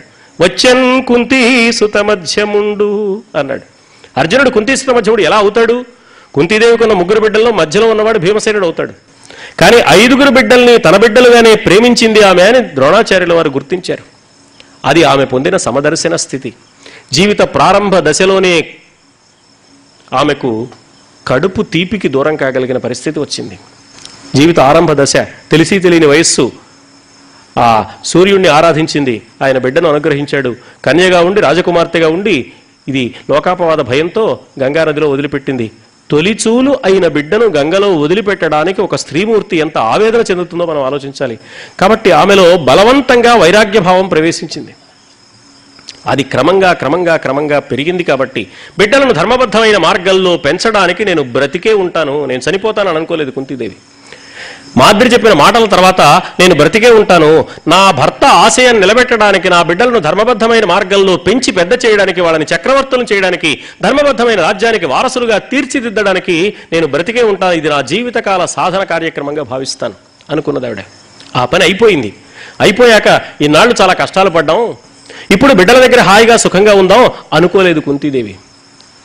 నచ్చిన చోట ఉండేవాడు సామాన్యుడు, అవసరమైన చోట ఉండేవాడు సాధకుడు. కుంతీదేవి అనుకున్నది, నా బిడ్డలను చక్రవర్తులను చేసేసాను, నా కర్తవ్యం పూర్తయిపోయింది. ఇప్పుడు ధృతరాష్ట్రుడు వైరాగ్య భావాన్ని పొంది అడవులకు వెళ్తాను, ఆశ్రమంలో ఉంటానంటున్నాడు. గాంధారీదేవి అనుసరిస్తానంటున్నది. ఇద్దరూ గుడ్డివాళ్ళు, ఇద్దరూ వృద్ధులు, ఇద్దరూ దుర్భర గర్భశోక పీడితులు. వీళ్ళు అరణ్యంలో ఆశ్రమంలో ఉంటే వీళ్ళ అతీగతి ఎవరు చూస్తారు, ఎవరు వీళ్ళ వెంట వెళ్తారు అని తాను ఆలోచించి ఎవ్వరూ కోరకుండా తనంతట తాను స్వచ్ఛందంగా తన్ను తాను గాంధారీ ధృతరాష్ట్రుల సేవకు నియోగించుకున్నది. పోనీ వాళ్ళు ఎవరైనా తనకు చాలా ప్రీతిపాత్రమైన వాళ్ళ, తనకు ప్రాణతుల్యమైన తన బిడ్డలను జీవితకాలం అంతా రాచి రంపాన పెట్టిన పరమ దుర్మార్గుడైన ధృతరాష్ట్రుడికి సేవ చేయాలి అనుకోవడంతో కుంతీదేవి యొక్క ఔన్నత్యం కనపడుతోంది. కాబట్టి కుంతికి అప్రయత్నంగా భూలోకంలోనే సమదర్శనం సిద్ధించింది. ధృతరాష్ట్రుడిని శత్రువుగా అనుకోకుండా ఉండగలిగిన స్థితికి ఎదిగింది ఆమె. ధర్మరాజు కూడా దాదాపు అజాత శత్రువుగా కుంతీదేవి యొక్క కుమారుడుగా కౌంతేయ అగ్రేసరుడుగానే ప్రవర్తించాడు ఘోషయాత్ర మొదలైన సందర్భాల్లో. కానీ శరీరంతో స్వర్గానికి వచ్చాక వచ్చిందేమో స్వర్గం, ఉన్నదేమో భూలోకానికి సంబంధించిన శరీరం. దానివల్ల కొంచెం కలవరపడి ఆ సమదర్శన స్థితిలో నిలబడలేకపోయాడు. భూమి మీదనే అప్రయత్నంగా సమదర్శన స్థితిని సాధించిన కుంతీదేవి కుమారుడు ధర్మరాజు స్వర్గానికి వెళ్ళగలిగాడు. కానీ స్వర్గంలో ఆ సమదర్శన స్థితిని నిలుపుకోలేక దుర్యోధనుడు శత్రువు, దుర్మార్గుడు అనే భావాన్నే కలిగి ఉన్నాడు. ఆ భావాన్ని ప్రక్షాళన చేశారు ఇంద్ర యములు తమ సారథ్యంలో. అందుకోసం వచ్చిన పరీక్ష కాబట్టి ఇది పరిశోధితుండవయితి, సమగ్రంగా నిన్ను పరీక్షించానయ్యా. ఇక ధర్మరాజులో ఒక లోపం ఉంది అని చెప్పడానికి వీల్లేదు, అన్ని పరీక్షలు పూర్తయిపోయాయి. ఆ పరీక్షల్లో ధర్మరాజు 2 పరీక్షల్లో అఖండ విజయాన్ని సాధించాడు. 3వ పరీక్షలో చెదిరిపోయిన ధర్మరాజుని మంచి స్థితిలోకి నిలబెట్టడానికి కావలసిన అన్ని ప్రయత్నాలు ఇంద్రుడు యముడు చేశారు. ధర్మ మార్గాన్ని అనుసరించేవాడికి రక్షణ కలుగుతుంది. దుష్ట శిక్షణ, శిష్ట రక్షణ పరమాత్మ యొక్క కర్తవ్యం అని అంటూ ఉంటాం మనం. రక్షణ అంటే కష్టం వస్తే కాపాడడం కాదు రక్షణ, అది కూడా రక్షణే. అది రక్షణలో ఒక చిన్న భాగం, అది పరమాత్మకు పెద్ద విషయం కాదు. నిజమైన రక్షణ ఏమిటి అంటే ధర్మాన్ని అనుసరిస్తూ దైవాన్ని నమ్మి బతుకుతున్నవాడు పొరపాటున తనకు తెలియకుండా కూడని ఆలోచన చేస్తే పరమాత్మ బాధ్యత పడి అతన్ని మంచి దారిలోకి మళ్లిస్తాడు, అతని వల్ల తప్పు జరగనివ్వడు. ఇది యథార్థమైన రక్షణ. ధర్మరాజుకు అలాంటి రక్షణ లభించింది శాంతి 6 శాసనిక పర్వాల్లో. అర్జునుడికి అలాంటి రక్షణ లభించింది భీష్మ పర్వ ప్రారంభంలో. అందుకోసం భగవద్గీత ఆవిర్భవించింది. దైవాన్ని నమ్మినవాడు, ధర్మాన్ని నమ్మినవాడు అనుకోని చిత్రమైన పరిస్థితుల్లో ఆవేశాల వల్ల చెదిరితే పరమాత్మ బాధ్యత పడి అతన్ని మళ్ళీ ధర్మంలో నిలబెడతాడు. అందుకోసం ఎంత బాధ్యత అయినా పడతాడు. కృష్ణుడంతటి వాడు ఎంత బాధ్యత పడ్డాడు అంటే 18 అధ్యాయాల భగవద్గీత సవిస్తరంగా చెప్పాడు. నరుణ్ణి విజయుణ్ణి చేయడానికి, సాధకుణ్ణి చేయడానికి, ఉత్తముణ్ణి చేయడానికి, కర్తవ్య నిష్ఠుణ్ణి చేయడానికి అంత బాధ్యత పడ్డాడు పరమాత్మ. రక్షణ ఇవ్వడం పరమాత్మ లక్షణం. ఆ రక్షణ అంటే కేవలం కష్టాల్లో నుంచి తొలగించడం కాదు, ధర్మ మార్గంలో ఎప్పటికప్పుడు ప్రవేశపెడుతూ ఉండడం. అందుకోసమే వచ్చాడు. కాబట్టి ఆయన పరిత్రాణాయ సాధూనాం. దేవలోకానికి ఆధిపత్యాన్ని వహించే దేవేంద్రుడు, నరకలోకానికి ఆధిపత్యాన్ని వహించే యముడు పరమాత్మ యొక్క ప్రతినిధులు వాళ్ళు. ఆ స్వర్గ నరకాలను వాళ్ళిద్దరికీ అప్పగించి సృష్టి కార్యక్రమం సజావుగా సాగడానికి కావలసిన బాధ్యతను పరమాత్మ ఇచ్చాడు. కాబట్టి పరమాత్మ ఈ రక్షణ కార్యక్రమాన్ని ఇంద్ర యముల ద్వారా నిర్వహింపచేశాడు. అందుకని ఇంద్రుడు యముడు ఇంత అద్భుతమైన కార్యక్రమాన్ని నిర్వహించారు. కాబట్టి నీకు దిగులు లేదయ్యా, నువ్వు హాయిగా సుఖంగా ఉండు అనే విషయాన్ని చెప్పారు. ఒక్కసారి ధర్మరాజు జీవితాన్ని మనం పరిశీలిస్తే ధర్మరాజు జీవితం అంతా పరీక్షలే. ఇక చక్రవర్తి అవుతాడు అనుకుంటూ ఉండగా, ఏమయ్యా వారణావతానికి వెళ్ళు అన్నాడు ధృతరాష్ట్రుడు. నేను వారణావతానికి వెళ్ళడం ఎందుకు, హస్తినాపురంలో ఉండకుండా నేను వెళ్ళను అనలేదు. ఎదురుచ్ఛాలాభ సంతుష్టిని ప్రకటించాడు. పెదనాన్న నువ్వు ఏం చెబితే అది చేస్తా అన్నాడు. ఏకచక్రపురంలో భిక్షాటనం చేశాడు. ధర్మరాజు బాధపడలేదు. ద్రౌపది కళ్యాణం అయిన తర్వాత చక్రవర్తిత్వాన్ని స్వీకరించవలసిన స్థితిలో భీష్మాచార్యుడి సలహా మేరకు ధృతరాష్ట్రుడు రాజ్యాన్ని 2 భాగాలు చేశాడు. అన్ని వసతులు ఉన్న హస్తినాపురాన్ని కౌరవులకు ఇచ్చాడు. ధృతరాష్ట్రుడు తెలివైనవాడు కాబట్టి ఏమీ లేని బీడు నేల ఖాండవ ప్రస్థాన్ని పాండవులకు కట్టబెట్టాడు. అయినా ధర్మరాజు బాధపడలేదు. తన పరాక్రమంతో, తన ధార్మికమైన శక్తితో, తన సోదరుల సహకారంతో ఖాండవ ప్రస్థాన్ని ఇంద్రప్రస్థంగా మలుచుకున్నాడు. ఆ ఇంద్రప్రస్థ వైభవాన్ని చూసి కన్ను కుట్టింది. జోదవాడారు, మోసం చేశారు, రాజ్యాన్ని అపహరించారు, అడవులకు నెట్టేశారు, మధ్యలో ద్రౌపదిని దారుణంగా అవమానించారు. అయినా ధర్మరాజు ఇప్పటికిప్పుడు విరుచుకుపడి వాళ్ళని చంపేద్దాం అనలేదు. ఆడిన మాటకు కట్టుబడి అరణ్యవాసం చేయవలసిందే, అజ్ఞాతవాసం చేయవలసిందే. ఒక పక్క నుంచి ద్రౌపది, మరో పక్క నుంచి భీమసేనుడు ధర్మరాజు వెంటపడ్డారు. అరణ్యవాసం ప్రారంభించిన 4 రోజులకే. ఈ అరణ్యవాసం చాలా కష్టం. ఒకవేళ ఏదో విధంగా ఇది పూర్తి చేసిన అజ్ఞాతవాసం మన వల్ల కానే కాదు. అన్నయ్య నువ్వు అను, కౌరవులందరినీ ఇప్పుడే ఊచకోత కోసేస్తా అన్నాడు. కానీ ధర్మరాజు అంగీకరించలా. పెద్దల సమక్షంలో నేను ఓడిపోతే అరణ్యవాస అజ్ఞాతవాసాలు చేస్తానని మాట ఇచ్చాను కాబట్టి అరణ్యవాసం చేయవలసిందే, అజ్ఞాతవాసం చేయవలసిందే. జూదంలో మోసం జరిగింది నువ్వు అంటున్నావు. న్యాయమైన జూదమో మాయా జూదమో, జూదం ఆడిన మాట నిజం, ఆటలో ఓడిన మాట నిజం. ఓడిపోతే అరణ్యవాస అజ్ఞాతవాసాలు చేస్తానని ఆడిన మాట నిజం. ఆ ఆడిన మాటకు కట్టుబడి ఉండవలసిందే, అరణ్యవాస అజ్ఞాతవాసాలు చేయవలసిందే. ఆ తర్వాత కూడా వాళ్ళు రాజ్యభాగాన్ని ఇవ్వకపోతే అప్పుడు పరాక్రమాల ప్రదర్శన ప్రస్తావన తప్ప ఇప్పుడు పరాక్రమాన్ని గురించి మాట్లాడడానికి వీల్లేదు అన్నాడు. ఎంతటి పరీక్షను ఎదుర్కొంటే ఈ మాట అనగలడు? అరణ్యవాసం చేస్తున్నప్పుడు ఎన్ని కష్టాలు, ఎన్ని సమస్యలు, ఎన్ని దారుణమైన సన్నివేశాలు అన్నింటినీ ఓర్చుకున్నాడు. తనను అవమానం పాలు చేయడానికి, వీలైతే చాటుమాటుగా మట్టు పెట్టడానికి ప్రయత్నించిన దుర్మార్గుడైన దుర్యోధనుని రక్షించడానికి కూడా కష్టపడ్డాడు. సర్వ జీవ కారుణ్యాన్ని చూపించాడు. కుక్కకు తనతో పాటు స్వర్గలోకం కావాలి అని కోరినప్పుడు ఇలా ధర్మరాజు జీవితం అంతా పరీక్షలే. అన్ని పరీక్షల్లోనూ విజయాన్ని సాధిస్తూ వచ్చాడు. కొన్ని పరీక్షలు ప్రత్యక్షంగా జరిగిన పరీక్షలు, కొన్ని పరీక్షలు పరీక్షల వలె కనపడకుండా ఉన్న పరీక్షలు. మనకి ఏం తెలుస్తోంది? మానవ జీవితంలో ప్రతిరోజు పరీక్షే. అందుకే ఒక మహానుభావుడు అన్నాడు, మానవ జీవితం ఎప్పుడూ యుద్ధరంగమే కానీ విజయరంగం కాదు. ఈవేళ ఒక విజయం వచ్చింది, మన బాధ్యత మరింత పెరిగింది, రేపు ఇంతకన్నా పెద్ద యుద్ధం చేయాలి. ఒక్క చిన్న విజయం లభించినంత మాత్రాన తల ఎగరేసి నన్ను మించిన వాడు ఈ సృష్టిలో లేడు, చూసావా నేను ఎంత అఖండ విజయాన్ని సాధించాను అని వెర్రవేగడానికి సృష్టిలో ఏ మానవుడికి హక్కు లేదు, అవకాశం లేదు. నీకు విజయం అనుగ్రహింపబడింది కానీ నువ్వు సాధించింది కాదయ్యా. అందువల్ల మానవుడి జీవితం ఎప్పుడూ యుద్ధరంగమే. ఇప్పటిదాకా ఇంత బాగున్నాం, రేపు కూడా ఇలాగే ఉండాలి అంటే జీవితంలో అపారమైన సాధన చేయాలి. సాధన చేయడానికి కావలసిన పూజా సామగ్రి ఏదో తెలుసా? నిత్య జీవితంలో వచ్చే సన్నివేశాలే. నిత్య జీవిత నిర్వహణ సాధన తప్ప జీవితంలో కొంత భాగం సాధన కాదు. తిరుపతి కొండ మీద 3 రోజులుంటే చాలా పవిత్రంగా పద్ధతిగా ఉంటాను, దిగిపోయి వచ్చిన తర్వాత నా ఇష్టం వచ్చినట్టు ప్రవర్తిస్తాను అంటే కొండ మీదకి వెళ్ళడం అనవసరం. రైల్వే డిపార్ట్మెంట్ ఆదాయం పెరుగుతుంది కానీ నీకేం ఉపయోగం లేదు. 40 రోజులు ఏదో దీక్ష చేస్తాను, ఆ దీక్ష ఎప్పుడెప్పుడు పూర్తవుతుందిరా దేవుడా అంటే అది దీక్ష కాదు, శిక్షే. 40 రోజులు దీక్ష పట్టిన వాడు 41వ రోజు దీక్ష వదిలినా దీక్షలో ఏ మంచి పద్ధతులు ఉన్నాయో వాటిని కొనసాగించగలగాలి. దీక్ష అనే పేరు లేకుండా ఆ దీక్ష జీవితం అంతా రక్షగా నిలబడాలి. ఎప్పుడెప్పుడు దీక్ష పూర్తవుతుందా అని చేసే దీక్ష వల్ల ఉపయోగం లేదు. జీవితంలో కొంత భాగం తపస్సు, జీవితంలో కొంత భాగం ఆధ్యాత్మిక సాధన, జీవితంలో ఒక సమయం పూజ అని కాక బ్రతుకంతా పూజగా మలచుకోవలసిన అవసరం మానవుడికి ఉన్నది అని ధర్మరాజు జీవితం ద్వారా వ్యాస మహర్షి మానవాళికి ఒక మహత్తరమైన సందేశాన్ని ఇస్తున్నాడు. అలాంటి పూజ ఒకటి మానవుడు చేయగలిగినప్పుడు, అలాంటి ఒక అర్చనలో జీవితాన్ని చరితార్థం చేసుకోగలిగినప్పుడు తాత్కాలికమైన ఆవేశ కావేశాల వల్ల, రాగద్వేషాల వల్ల, మానవ సహజమైన భావాల వల్ల ఎక్కడైనా ఒక క్షణం చెదిరినా మళ్ళీ పరమాత్మే బాధ్యత వహించి అతన్ని ధర్మంలో నిలబెడతాడు. నేను ధర్మం కోసం అంకితం కావాలి అనే కృత నిశ్చయం కలిగిన ఒక మానవుడికి, ఒక సాధకుడికి అది ధర్మరాజు జీవితంలో కనిపించే ఒక మహాద్భుతమైన సన్నివేశమని ఈ స్వర్గ ఆరోహణ పర్వంలోని ఈ సన్నివేశం ద్వారా మనకు బోధపడుతుంది. అందువల్ల ధర్మరాజు స్వర్గ ఆరోహణం చేసిన తర్వాత ఏం చేశాడు అంటే, తనలోని దివ్యత్వం వ్యక్తమైతే ఆ వ్యక్తమయ్యే దివ్యత్వానికి అడ్డుపడే రాగద్వేషాలను జయించగలిగాడు ఇంద్రుడి సహకారంతో, యముడి సహకారంతో. నేను ఆకాశగంగలో స్నానం చేసినా కూడా నా పరిస్థితి ఇంతే. అసలు ఆకాశగంగలో ఎందుకు స్నానం చేయాలి? ముందు దుర్యోధనుడిని స్వర్గంలో నుంచి బయటికి గంటండి, ఆ తర్వాత చేస్తా అనలేదు. అంటే పెద్దలను అనుసరించడం ద్వారా, పెద్దలు చెప్పిన మాటలు తన జీవితానికి చరితార్థతను కలిగిస్తాయనే విశ్వాసం కలిగిన వ్యక్తి ఎలా అభ్యుదయాన్ని పొందుతాడో, ఔన్నత్యాన్ని పొందుతాడో, అందరికంటే నేనే పెద్దవాడిని, నాకు చెప్పేవాళ్ళు ఎవరు అనుకున్నవాడు ఎప్పుడైనా దెబ్బతింటాడు. అందువల్ల మానవుడు తన జీవితంలో పెద్దల మార్గాన్ని అనుసరించాలి. మహాజనో ఏనగత స పంథాహ అని ఆయనే ఉత్తముడు అనుసరించవలసిన మార్గం ఏదో యక్ష ప్రశ్నల్లో యక్షుడు అడిగిన ప్రశ్నకు ఒక ప్రశ్నకి సమాధానం చెప్పాడు. ఏది మానవుడు అనుసరించవలసిన మార్గము అంటే పెద్దలైన వారు ఏ మార్గంలో నడుచుకున్నారో ఆ మార్గంలో మనం కూడా నడుచుకోవటం. పద్ధతి అంటే అది.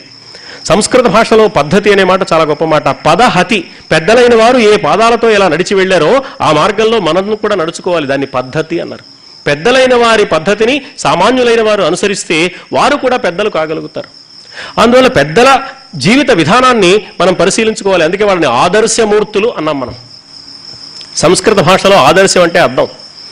మనం ఏం చేస్తాం, మన ఇంట్లో తయారై బయటికి వెళ్ళేటప్పుడు పూర్తిగా మనం చేయవలసుకున్న ఆహార్యం అంతా అయిపోయింది అని భావించిన తర్వాత ఒక్కసారి అద్దం చూసుకుంటాం. మన కట్టు, మన జుట్టు, మన బొట్టు సక్రమంగా ఉన్నాయా లేదా అని అద్దం మనకు చెబుతుంది.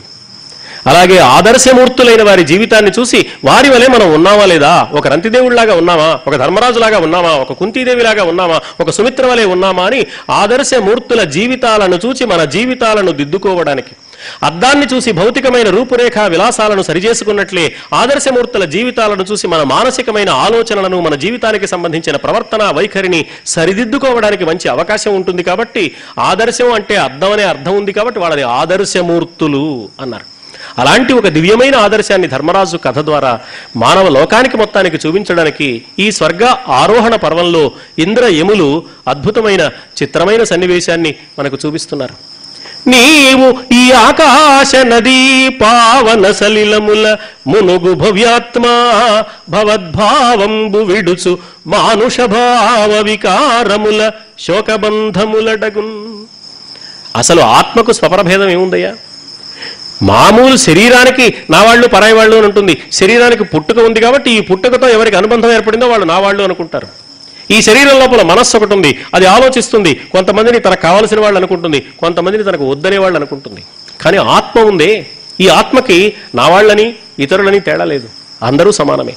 కాబట్టి ఆత్మస్థితికి నువ్వు ఎదిగినప్పుడు దుర్యోధనుడు దుర్మార్గుడు, అతన్ని ద్వేషించాలి అనే ఆలోచన నీకు రాదు. విశ్వ విశాల భావన అదే ఆకాశగంగకు ప్రతీక.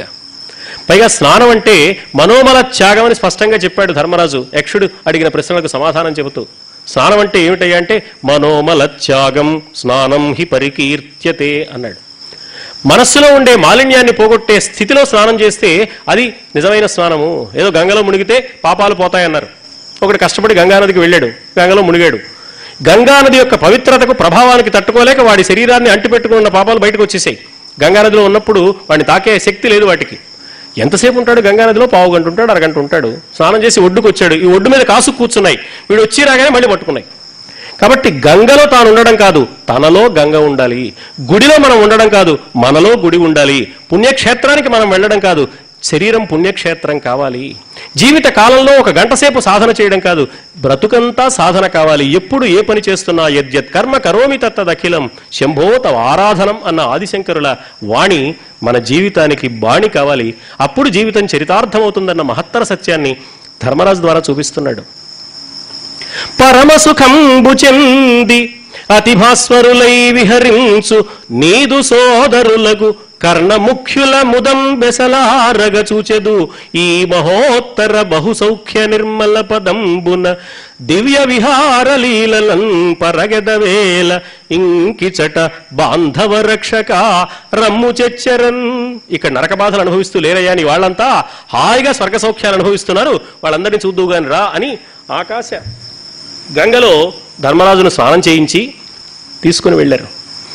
ఈ కథంతా జనమేజయ మహారాజునకు వివరిస్తూ వైశంపాయన మహర్షి అంటున్నాడు, ఇలా ఆకాశగంగ స్నానం చేసి ఇంద్రయముల సారథ్యంలో సత్యాన్ని సందర్శించిన తర్వాత ధర్మరాజు పరిస్థితి ఎలా ఉంది అంటే వైర మత్సర స్నేహ సంవాస లౌల్య గర్వ శోకాదులైన హృద్గత వికారముల దొరంగి.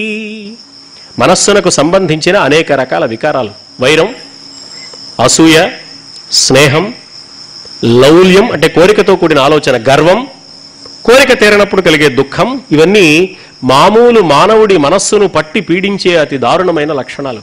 ఈ లక్షణాలన్నీ ఆకాశగంగా స్నానంతో తొలగిపోయి ధర్మరాజు ఎలా ఉన్నాడు అంటే, నిర్ధూమత్వమున వెలుంగు పావకుడు బోలే శోభిల్లే పౌరవేంద్ర. పొగలేని అగ్ని వలె ప్రకాశించాడు. అగ్ని వలె ప్రకాశించడం అంటే మనకు తెలుసు, అగ్ని అనేది పవిత్రతకు మారుపేరు. ఎవడైనా ఏ విధమైన అరమరికలు లేనివాడు, మనస్సులో ఒకటి, మాటల్లో ఒకటి, చేతల్లో ఒకటి అనే లక్షణం లేనివాడు, ఉత్తముడైన వాడు, పవిత్రమైన వాడు, నిజాయితీ కలిగిన వాడు, అరమరికలు లేకుండా మాట్లాడేవాడు కనపడితే మనం ఏమంటాం? వాడు నిప్పు లాంటి మనిషి అంటాం. నీళ్ల లాంటి మనిషి అనం, నిప్పు లాంటి మనిషి అంటాం. ఎందుకని? నిప్పుకు ఒక లక్షణం ఉంది, మీరు కింద ముట్టించండి అగ్ని పైకే వెడుతుంది. ఔన్నత్యం దిశగా, ఉన్నత దిశగా ప్రయాణించే లక్షణం పవిత్రతకు మాత్రమే ఉంటుంది. పవిత్రమైన హృదయం కలిగిన వాడే ఉన్నత పదాలకు చేరగలడు. నీళ్లు పైనుంచి పోసినా కిందకే వస్తాయి, నిప్పు కింద రగిలించినా పైకే వెడుతుంది. వాడు నిప్పు లాంటి వాడు అంటే పవిత్రమైన వ్యక్తి ఎప్పుడైనా ఉన్నత పదాలకు చేరగలుగుతాడు సుమా. అతన్ని ఎంత కింది స్థితిలో ఉంచినా అతడు పైకే వెళ్ళగలుగుతాడు. అది అందుకు పవిత్రతే ఆధారభూతమవుతుంది. ఇప్పుడు ధర్మరాజు నిర్ధూమత్వమున వెలుంగు పావకుడు బోలె వెలింగే. అలాంటి ధర్మరాజుకి వరుసగా అందరినీ చూపించారు. మొట్టమొదట శ్రీ మహావిష్ణువు కనపడ్డాడు. కృష్ణుడి రూపంలో మీ పక్కన ఈ కథంతా నడిపింది ఈయనయ్యా అని చెప్పాడు నారదుడు. ఆ నారాయణుడికి సేవలు చేస్తూ నరుడి రూపంలో అర్జునుడు కనిపించాడు. ఆ తర్వాత మరుద్గణాలలో కలిసిపోతున్న భీమసేనుడు కనిపించాడు. సూర్యబింబంలో చేరిపోతున్న కర్ణుడు కనిపించాడు. అశ్విని దేవతల్లో లీనమైపోతున్న నకుల సహదేవులు కనిపించారు. మహాశక్తి స్వరూపిణిగా ద్రౌపది కనిపించింది. అగ్నిలో ప్రవేశిస్తూ ధృష్టద్యుమ్నుడు కనిపించాడు. ద్రౌపది సోదరుడు, ద్రుపద మహారాజు యొక్క కుమారుడు. ఎందుకని అంటే ఆయన అగ్నిగుండంలో నుంచి ఆవిర్భవించాడు. ద్రోణాచార్యుడు బృహస్పతిలో లీనమవుతూ కనిపించాడు. అష్టవసువులలో లీనమైపోయిన భీష్మాచార్యుడు కనిపించాడు. ఇలా మహనీయులందరినీ దర్శించాడు. చంద్రుడిలో చేరిపోయిన అభిమన్యుణ్ణి చూశాడు. గంధర్వ రాజైన హంసుడి రూపంలో ఉన్న ధృతరాష్ట్రుణ్ణి, ఆయన పక్కన ఉన్న గాంధారీదేవిని చూశాడు.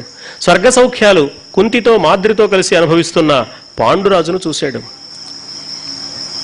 సాత్యకి, కృతవర్మ, యాదవ వీరులు, ద్రుపదుడు, విరాటరాజు, కౌరవులకు పాండవులకు సంబంధించిన ఇతర వీరులు, సేనలు వీళ్ళంతా కూడా రాక్షస దేవ గణాల్లో కలిసిపోయే దృశ్యాన్ని చూశాడు. ఇలా అందరందరూ ఎక్కడి నుంచి వచ్చారో ఆయా అంశాలుగా వచ్చిన వారు, ఈ దివ్యమైన కథ నడపడానికి తమ వంతు సహకారాన్ని అందించిన వారు, మంచిదో చెడ్డదో ఒక పాత్ర నిర్వహించిన వాళ్ళు తమ పాత్ర ద్వారా లోకానికి సందేశాన్నే ఇచ్చారు. మంచి పాత్ర ద్వారాను సందేశమే ఇచ్చారు. ఒకవేళ వాళ్ళ పాత్ర సరైంది కాకపోతే దాని ద్వారా కూడా సందేశాన్నే ఇచ్చారు. పరమాత్మ చాలా గొప్పవాడు.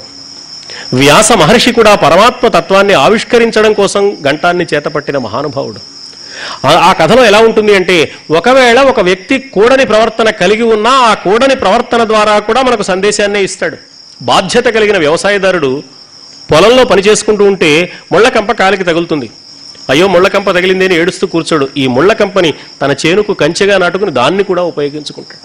తాను చూస్తున్న జీవిత చరిత్రలో దుర్మార్గులైన వారు, లోక కంటకులైన వారు, స్వార్థంతో ప్రవర్తించేవారు, స్వలాభం కోసమే ఎన్ని దుర్మార్గాలైనా చేసేవాళ్ళు కనిపించినా వాళ్ళ ద్వారా కూడా మనకు మాత్రం సందేశాన్నే ఇచ్చాడు వ్యాసుడు. అందువల్ల ఈ మహానుభావులంతా దేవరాక్షస గణాల్లో నుంచి వచ్చిన వారు, వారు ఆ గణాల్లో చేరిపోవడం. దుర్యోధనుడు కలిపురుషుల్లో ప్రవేశించాడు. దుశ్శాసనుడు రాక్షస గణాల్లో చేరిపోయాడు.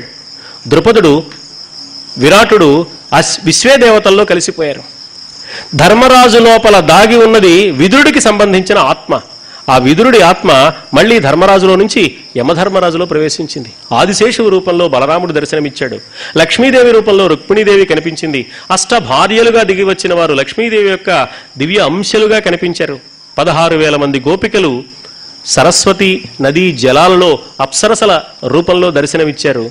కౌరవ పాండవ సేనలందరూ సుర అసుర యక్ష గుహ్యక గంధర్వ గణాల్లో దర్శనమిచ్చారు. ఇంత అద్భుతమైన వృత్తాంతాన్ని దర్శించి అందరూ స్వర్గంలోనే ఉన్నారు. కొందరు మరొక చోట, కొందరు మరొక చోట లేరు. అందరూ కలిసిమెలిసి ఒక చోట ఏ విధమైన వర్గభేదము లేకుండా ఒకే భావనతో ఉంటే, అరమరికలు లేకుండా అందరూ కలిసి ఒకే వేదిక మీద నిలబడినప్పుడు అంతకంటే స్వర్గం మరొకటేమున్నది? మానవుల్లో తరతమ భేదాలు, అయినవారు పరాయివారు అనే ఆలోచనలు, కుల మత వర్గ వర్ణ విచక్షణలు ఉన్నంత వరకు అది నరకం తప్ప స్వర్గం కానే కాదు. అన్నింటినీ తొలగించుకున్న దివ్యమైన ఏకత్వ స్థితిని మానవుడు సంపాదించుకోవాలి. ఆ దివ్య స్థితి ధర్మరాజు దర్శించాడు. స్వర్గ ఆరోహణం అంటే అది అని గుర్తించాడు. ఈ కథ చెప్పి వైశంపాయనుడు, వినుము పాండవ కౌరవ విషయమైన ఇట్టి ఇతిహాసము ఏను ఉపాఖ్యాన జాత సహితమగునట్లుగా సమస్తంబు మహిత విస్తరంబుగ చెప్పితి విశదభంగి. ఈ పాండవ కౌరవుల కథ ధర్మస్వరూపాన్ని వివరించడానికి వీలైన తీరులో ఉపాఖ్యానాలతో కలిపి చెప్పానయ్యా అన్నాడు. ఈ వేదిక మాత్రం ఉపాఖ్యానాలను వేరుగా చెప్పబోతోంది. మహనీయులైన సామవేదం షణ్ముఖ శర్మ గారు 17వ తేదీ నుంచి ప్రారంభించి ఉపాఖ్యానాలలో దాగి ఉన్న అద్భుతమైన ధార్మిక ఆధ్యాత్మిక తత్వాన్ని తమ వాణి ద్వారా మనకు వర్షించబోతున్నారు. ఆ మహనీయమూర్తికి మన వేదిక తరఫున ముందుగానే మనం నమస్కారపూర్వకమైన స్వాగత వచనాలు అందిస్తూ ఆ ఉపాఖ్యానాలు కూడా మనం వినాలి. ప్రతి చిన్న కథ పెద్ద కథ అయిన భారత కథకు అనుబంధంగా ఉండే కథ. ఇంతకుముందు మాట్లాడిన విదుషీమణి డాక్టర్ నాగరాజ్యలక్ష్మి గారు మానవుడు ఆలోచించవలసిన క్రమాన్ని చెప్పడానికి 3 చేపల కథ అనే పేరుతో ఉన్న ఉపాఖ్యానంలోని రహస్యాన్ని సంక్షిప్తంగా సుందరంగా మనకు అందించారు. అలాంటి ఎన్నో ఉపాఖ్యానాలు ఆశ్చర్యపోతాం ఆ కథలు చూస్తే. చేపల పేరుతో మన సంగతి చెప్పాడు. మన పేర్లు చెబితే మనకు బాధ కలుగుతుంది, కోపం వస్తుందని. పంచతంత్రంలో చేసిన పని కూడా అదే. మన పేరు చెబితే మనం ఒప్పుకోం. అందుకని మనలో ఒక స్వభావం ఉంటే ఈ స్వభావానికి నక్క అంటాడు. మనలో ఒక పరాక్రమం చూపించే లక్షణం ఉంటే అలాంటి వాడిని గురించి చెప్పడానికి సింహం అంటాడు. మనలో ఒక సాధు స్వభావం కలిగిన వాడు ఉంటే ఆవు అంటాడు. నిజానికి అక్కడ ఆవు లేదు, నక్క లేదు, సింహం లేదు. వాళ్ళ కథలు మనకు అక్కర్లేదు. ఒకవేళ ఉంటే ఆవు భాష ఆవుకు అర్థమవుతుంది కానీ ఆవు భాష సింహానికి అర్థం కాదు, సింహం భాష నక్కకు అర్థం కాదు, వాటన్నిటి భాష మనకు అర్థం కాదు. అంటే మన పేర్లు చెబితే మనం ఆగ్రహిస్తాం, కోర్టుకు వెళ్తామని. పాపం ఆవులు జంతువులు అవేం చేయవు కదా అని వాటి పేర్ల మీద మన సంగతి చెప్పాడు. అంటే మనం మానవుల వలె కనపడుతున్నాం కానీ మనలో ఆవు ఉండొచ్చు, మనలో నక్క ఉండొచ్చు, మనలో సింహం ఉండొచ్చు, మనలో వృషభం ఉండొచ్చు. మనలో ఏం ఉండాలి, మనం ఏం కావాలి, ఎలా ఉన్నాం, ఉన్న స్థితి నుంచి ఉన్నతమైన స్థితికి మనం చేయవలసిన ప్రస్థానం ఏదో చెప్పడానికి ఆ ఉపాఖ్యానాలు చక్కగా దోహదం చేస్తాయి. అందువల్ల వైశంపాయనుడు ఉపాఖ్యానాలతో కలిపి నీకు భారతాన్ని వినిపించానయ్యా అన్నాడు జనమేజయ మహారాజుతో. ఏముంది ఈ భారతంలో అంటే, అసలు వ్యాస మహర్షి భారత రచన చేసిన తర్వాత శిష్యులు ఆశ్చర్యపోయారు. ఈవేళ ఒక పిల్లవాడు పుడితే ఏం పేరు పెట్టాలి అని మల్లాది వెంకటకృష్ణమూర్తి రాసిన పుస్తకాలు తెచ్చుకుని ఆలోచిస్తున్న పరిస్థితుల్లో మానవులకు కాదు, కొండలకు, గుట్టలకు, నదులకు, సముద్రాలకు, మైదానాలకు, పీఠభూములకు, నగరాలకు, గుర్రాలకు, శంఖానికి, చక్రానికి ఎన్నింటికి పేర్లు పెట్టాయండి మహానుభావుడు. ఎంత అద్భుతమైన పేర్లు పెట్టారు. ఇందాక చెప్పారు దీర్ఘదర్శి, ప్రాప్తకాలజ్ఞుడు, దీర్ఘసూత్రుడు అని. ఆ పేరు అతడి తీరును మనకు తెలియజేస్తుంది. పైకి ఏదో ఒక పేరు పెట్టచ్చు, ఏ పేరు పెట్టినా సరిపోతుంది. కానీ ఆ పేరు పెట్టడంలో ఈ పేరు వెంట మీరు ఆలోచిస్తే చేరుకోవలసిన తీరు ఏదో మీకు తెలుస్తుంది, అనుసరించవలసిన తీరు ఏదో మనకు తెలుస్తుంది. ఇంత అద్భుతమైన పేర్లు మన ప్రాచీనులు గ్రంథాలు రాయడంలోనే కాదు, పేర్లు పెట్టడంలో కూడా గొప్ప నైపుణ్యం కలిగిన వాళ్ళు. అందువల్ల అంత అద్భుతమైన గ్రంథ రచన చేసి ప్రపంచంలోనే ఇంత ఉత్తమమైన గ్రంథం మరొకటి లేదు, ఇంత ఉద్గ్రంథం మరొకటి లేదు అనేలాంటి 1,25,000 శ్లోకాలతో కూడిన ఈ అద్భుత గ్రంథ రచన చూసి ఈ పాత్రలు ఏమిటి, ఈ పాత్ర నిర్మాణం ఏమిటి, ఈ కథా సంవిధానం ఏమిటి అని వాళ్ళు ఆశ్చర్యపోయారు. ఆశ్చర్యపోయి వ్యాసస్య అద్భుత కర్మణః, ఇప్పటివరకు వ్యాస మహర్షి చేసిన అనేకమైన కార్యక్రమాలలో ఇది చాలా అద్భుతమైన కార్యక్రమం. మహాభారత రచన ఉందే, ఆచంద్రతారార్కం మానవ జాతికి మహోపకారం చేయడం కోసం వ్యాస మహర్షి తన తపస్సును వచస్సుగా మలచి అనుగ్రహిస్తే దిగివచ్చిన దివ్య మహేతిహాసం తప్ప మరొక్కటి కానే కాదు అని వాళ్ళు అనుభూతి చెందారు. ఆ శిష్యులందరి పక్షాన ప్రతినిధిగా వైశంపాయనుడు అంటున్నాడు, ధర్మేచ అర్థేచ కామేచ మోక్షేచ భరతర్షభ. ధర్మ అర్థ కామ మోక్షాల విషయంలో మానవుడు ఏం తెలుసుకోవాలన్నా యదిహాస్తి తదన్యత్ర యన్నే హాస్తి తత్క్వచిత్. ఏది ఇక్కడ ఉన్నదో అది ఏ గ్రంథంలోనైనా ఏ విషయంలోనైనా మీకు కనపడుతుంది. ఇక్కడ ఏది లేదో అది మరెక్కడా లేదు. అంటే భారతము సమగ్రమైన ఒక విజ్ఞాన సర్వస్వము సుమా. సమగ్రమైన ఒక విజ్ఞాన సర్వస్వం కాబట్టి భారతం ద్వారా రాజనీతి కావాలా, భారతంలో ఉంది. వేదాంతం కావాలా, భారతంలో ఉంది. మానవతా ధర్మాల వాటి విలువలు కావాలా, మహాభారతంలో ఉంది. మానవుడు నిద్ర లేచినప్పటి నుంచి నిద్రపోయేటంత వరకు ప్రతిదినం ఎలా ప్రవర్తించాలి, కన్ను తెరిచినప్పటి నుంచి కన్ను మూసేటంత వరకు తన నిత్య జీవితంలో ఎలా ఆలోచించాలి అనే విషయాలను మానవాళికి అనుగ్రహించడం కోసం సమగ్రమైన ధార్మిక విజ్ఞాన సర్వస్వంగా వ్యాసుల వారు మా గురుదేవులు ఈ దివ్య గ్రంథాన్ని అనుగ్రహించారు అని వైశంపాయనుడు చెబుతూ, ఆ లఘుమతులార పర్వంబుల ఈ ఇతిహాస రత్నమును వినిన అఘంబులు వాయు నాకలోకము సిద్ధించు. సమస్త పాపాలు తొలగిపోయి స్వర్గ సౌఖ్యాలు లభిస్తాయి. సరి అయిన పద్ధతిలో మహాభారతాన్ని శ్రవణం చేసి మనస్సుతో ఈ స్వీకరిస్తే ఇందలి సత్యాలను మోక్ష సామ్రాజ్యం కూడా లభిస్తుంది. అంతేకాదు మహాభారత కథలో శ్రీకృష్ణుడు పైకి మామూలు మానవుడి వలె కనపడుతూ మానవ అతీతమైన దివ్య లీలలు ప్రదర్శించి నడిపించిన ఘట్టాలను జాగ్రత్తగా మనం పరిశీలన చేస్తే ఆ కృష్ణుడు మనకు ప్రబోధించే దివ్య సత్యం ఏదో కూడా మనకు తెలుస్తుంది. అందుకని ఆ కృష్ణుడిని ప్రధాన కథానాయకుడిగా భావించి కృష్ణుడి వెంట భారత కథను కనుక అధ్యయనం చేస్తే మోక్ష సామ్రాజ్యాన్ని పొందడానికి అవకాశం ఉంటుంది. ఈ రహస్యం తెలిసి కాబోలు వ్యాసుల వారు ఈ కథకు జయము అని పేరు పెట్టాడు. మొదట జయము అంటే విజయం సాధించడం, కేవలం బాహ్యమైన శత్రువుల మీద విజయం సాధించడమే కాదు, అంతరంగాన్ని అతలాకుతలం చేసే దారుణమైన 6 శత్రువులు ఉన్నారు, కామక్రోధ లోభాదులు. వారిని కూడా జయించడానికి మహాభారత కథ యొక్క అవగాహన చక్కగా సహకరిస్తుంది. కాబట్టి భారతము అర్థితో వినిన, తపించి వినాలి, వినాలనే కుతూహలంతో వినాలి, దేవుడా రావుడు అంటూ వినడం కాదు. అర్థితో వినిన భక్తి పఠించిన శ్రీయు ఆయువున్ భూరి యశంబునున్ ప్రమదమున్ దృఢ విద్యయుగల్గు వారికి ఏ కోరికలైన వేగమునగుడు. ఎలా అంటే సుపుత్రునిగాంచు గర్భిణియు. భారత కథ ప్రారంభమై భారత ప్రవచనాలు పూర్తయ్యే లోపల సుపుత్రునిగాంచు గర్భిణియు అనే మాట ఈ వేదికతో పరిచయం ఉన్న వారి విషయంలో రుజువైంది. సుపుత్రునిగాంచు గర్భిణియు వరుసన్ సద్వరున్ బడయు కుమారియున్. అమ్మాయికి యోగ్యుడైన వరుడు లభిస్తాడు. అది కూడా ఈ వేదిక మీద మహాభాగవత ప్రవచనాలు జరిగినప్పుడు రుజువైంది. అంటే ఒక సత్యాన్ని మనం త్రికరణ శుద్ధిగా నమ్మితే జీవితానికి అది సత్ఫలితాన్ని ఇస్తుంది. ఉందో లేదో అనే అనుమానం పనికిరాదు. సంశయాత్మ వినశ్యతి.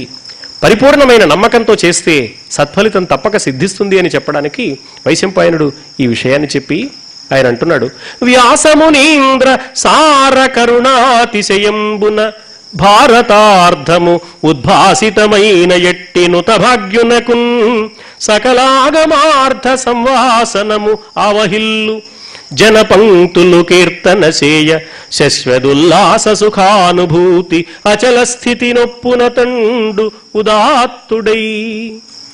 మహాభారతాన్ని వ్యాసుల వారు ఎలా అందించారో జాగ్రత్తగా ఆలోచించి ఆ మార్గం వెంట మనం ప్రయాణం చేయగలిగితే ఈ సన్నివేశం ఇలా ఎందుకు జరిగింది, ఈ కథలో ధర్మరాజు ఇలా ఎందుకు మాట్లాడాడు, భీమసేనుడు ఇలా ఆవేశపడినా తను తాను ఎలా సర్దుకున్నాడు, ఇలా మహాభారత కథ ఇంత సవిస్తరంగా పరిశీలించిన మనకు ఆ భారత కథలో జరిగిన సన్నివేశాలను కేవలం ఎవరి కథలో అన్నట్టుగా కాకుండా అందులో దాగి ఉన్న మన పాత్రను గనక పరిశీలించుకుంటూ ఈ కథను అధ్యయనం చేస్తే తప్పక సత్ఫలితం వస్తుంది, సత్ప్రవర్తన సిద్ధిస్తుంది, జీవితం సమున్నతమైన స్థితికి ఎదుగుతుంది, పరమాత్మ యొక్క కరుణ పరిపూర్ణంగా మనకు అందుతుంది అని వైశంపాయనుడు తెలియచేశాడు.